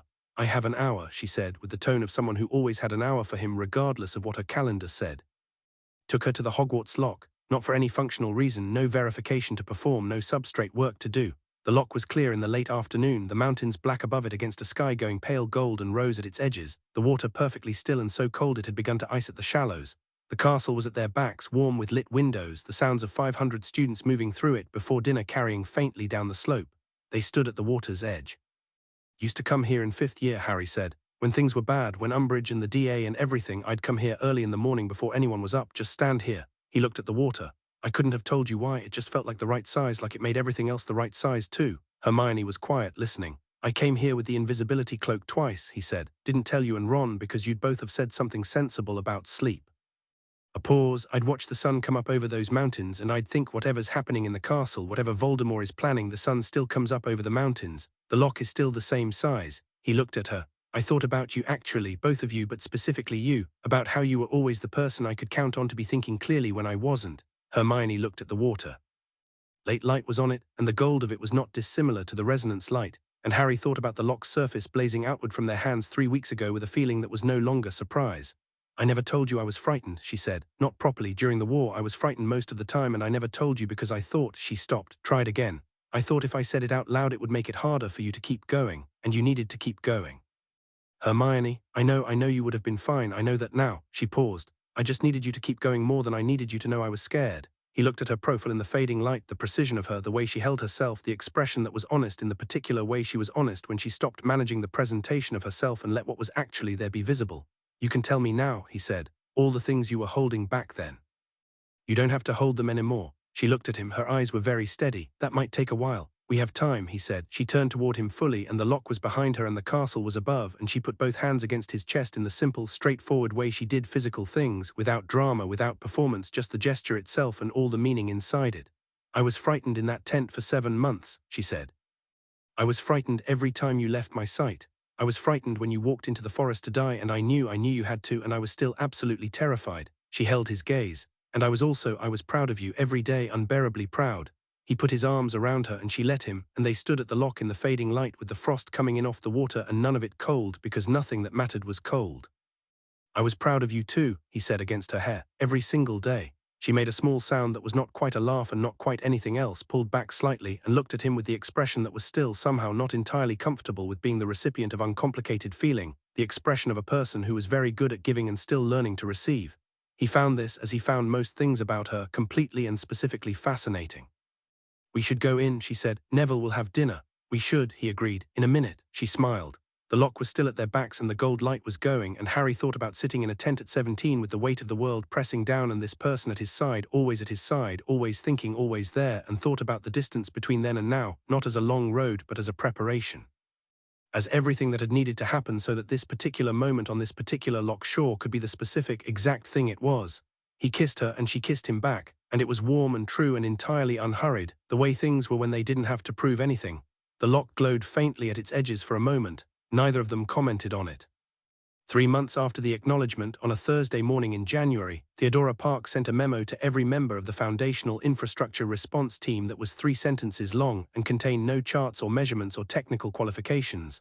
"The null zone at the Forbidden Forest Eastern Fracture has closed. Repeat, fully closed. The substrate is intact to bedrock." Ron was the first one to read it. He walked into the office Harry and Hermione shared. They'd requisitioned a joint workspace in the ministry's 3rd floor, which had generated approximately 40 separate memos from 3 different administrative bodies before being resolved in their favor, and he set the memo on the desk between them without saying anything. Harry read it. He looked at Hermione. She read it. The null zone that Theodora had been measuring for 11 years, the one that had been 6 meters deep and growing, had closed. Hermione sat back in her chair and said nothing for a moment. Her eyes were bright and she was very still, the particular stillness of someone containing something significant. Then she said, "There are 6 remaining fracture sites." "Yes," Harry said, "we should schedule the next repair session for Tuesday." "Already on the calendar," he said. She looked at him. He looked at her. The memo was between them on the desk, and outside the window London was going about its January morning, and somewhere in the Forbidden Forest the earth was whole in a place it had been broken for 30 years. Ron, standing in the doorway, looked between them with the expression he'd worn at the Hogwarts lock 6 weeks earlier, when he'd arrived to find them walking up the path from the water with snow on their shoulders and everything settled between them, the expression of someone watching a long-anticipated thing arrive and finding it exactly as it should be. "I'll get coffee," he said, and left. Hermione stood up. She moved around the desk to where Harry was sitting, and he turned his chair toward her, and she sat on the edge of the desk beside him the way she did when they were working through something together, and the desk was the most convenient surface. She picked up the memo and read it again. 11 years, she said. She waited 11 years for someone to listen. We listened for 3 months and the ground healed. She set the memo down. That's the thing, isn't it? It's not, it was never that it couldn't be fixed. It was that no one with the right capacity was paying attention to the right problem. She looked at him with the full weight of the intelligence behind her eyes, the version of her that was thinking on all levels simultaneously. That's what this is actually about. Not the throne, not the sovereignty, not the political structure. It's about paying attention to the right things. Yes, Harry said. The coexistence framework, the substrate work, the council reform, all of it comes down to the same thing. Institutions that were supposed to be paying attention had stopped. And now they're not going to stop, Harry said, because we're not going to let them. She looked at him for a long moment. The morning light through the office window was winter-white and clear, and the resonance in both of them was the steady, deep, settled thing it had become, not the blazing intensity of the early verification sites, but something more like a permanent current, a frequency that ran beneath everything else and made everything else more coherent. "Is this what you thought it would be?" she asked. "Before all of this, when you were 17 and surviving on instinct, did you ever think about what came after?" "I tried not to," he said honestly. "Thinking about after felt dangerous, like it might make the during harder." He paused. "But I thought about it anyway. I wanted it to be quiet. I wanted a world where nothing was that important, where the most significant thing in my week was a Quidditch match or a difficult potion." He looked at her. "I don't have that. I don't think I ever would have had it, really. I'm not actually built for quiet in that way." "No," she agreed. "But this," he looked at the memo at the window at her, "this is better than quiet. This is the right kind of loud." She smiled at that, the full version, the one that reached her eyes and changed her whole face. "The right kind of loud," she repeated. "I'm putting that in the official record." "You're not." "I absolutely am. I'm framing it as a foundational governance philosophy." Hermione. "The paired claimant's approach is characterized by the right kind of loud. It's very dignified, Harry. It will look excellent in the historical archive." He laughed. It was an unguarded, real laugh, the kind that arrived without warning, and she was already laughing too in the way she laughed when she wasn't trying to be composed. And the office held both of them in their January morning, with the ground healing under London and the work still ongoing and all the things still to be done spread out ahead like terrain that was difficult and specific and entirely worth crossing. Ron came back with 3 coffees, set them down, looked at them both and said, "The Knockturn Fracture team is waiting downstairs." 2 minutes, Harry said. "Take 5. Ron sat in the chair by the door and opened a report. "I've learned to build in buffer." Harry stood. He offered Hermione his hand, which was a gesture that had started practically navigating spaces, climbing hillsides, moving through the underground corridors of the Ministry at speed, and had remained because it was accurate. She took it with the ease of someone who has stopped needing to consider whether a thing is comfortable, because it has simply become natural. They walked out of the office and down the corridor, past the other ministry workers arriving for the day, past the lift and the notice boards and the ordinary institutional life of the building. And Harry felt the current in his chest, steady, gold, warm, and felt the answering silver in the person beside him. And neither of them narrated it because some things had moved beyond needing to be named. The Knockturn Fracture team was in the lobby. Theodora with her instruments, Felix with his notebook, Luna in her sensible boots with a new feather in her satchel, and Neville, who had apparently come down from Hogwarts specifically because Theodora's memo had reached him and he'd wanted to be present when the next work began. They walked out into the January London morning, cold and clear and bright, and crossed into the magical quarter and down toward Knockturn Alley, which smelled of old rain and new beginnings, and the work was waiting. It would take months. Some of the fractures were deep and old and would require patience and repetition and the sustained application of everything they had. The governance framework needed revision and refinement, and would encounter resistance and require compromise and generate arguments that lasted late into evenings and sometimes resurfaced the next morning, because Hermione had kept thinking overnight. The wizarding world would not simply accept the change because the change was legal and the substrate data was compelling. People didn't work that way, institutions didn't work that way, and the families who had built their identity on the existing power structure would need time and evidence and continued proof that what was replacing the old world was not worse but genuinely better. All of that was true and none of it was discouraging, because discouragement required forgetting how far things had already moved. And Harry had learned, in the hard and specific way that you learn things that cost something, that the distance you'd already traveled was not separate from the distance ahead. It was the foundation of it. He looked sideways at Hermione, who was talking to Luna about the fracture geometry and already planning the approach with her hands moving in the explanatory gestures she used when she was at full operational speed, her breath clouding in the cold air, her eyes entirely focused. She looked back at him mid-sentence, the particular glance of someone aware of being watched, and the expression she gave him was not a grand thing. It was small and honest and direct, the expression of someone who knew exactly where they were and was glad of it. He smiled. She turned back to Luna without breaking her sentence. The cold air was sharp and the city was waking up, and underneath London the foundational magic was healing, slowly and certainly, in the direction it had always been meant to go.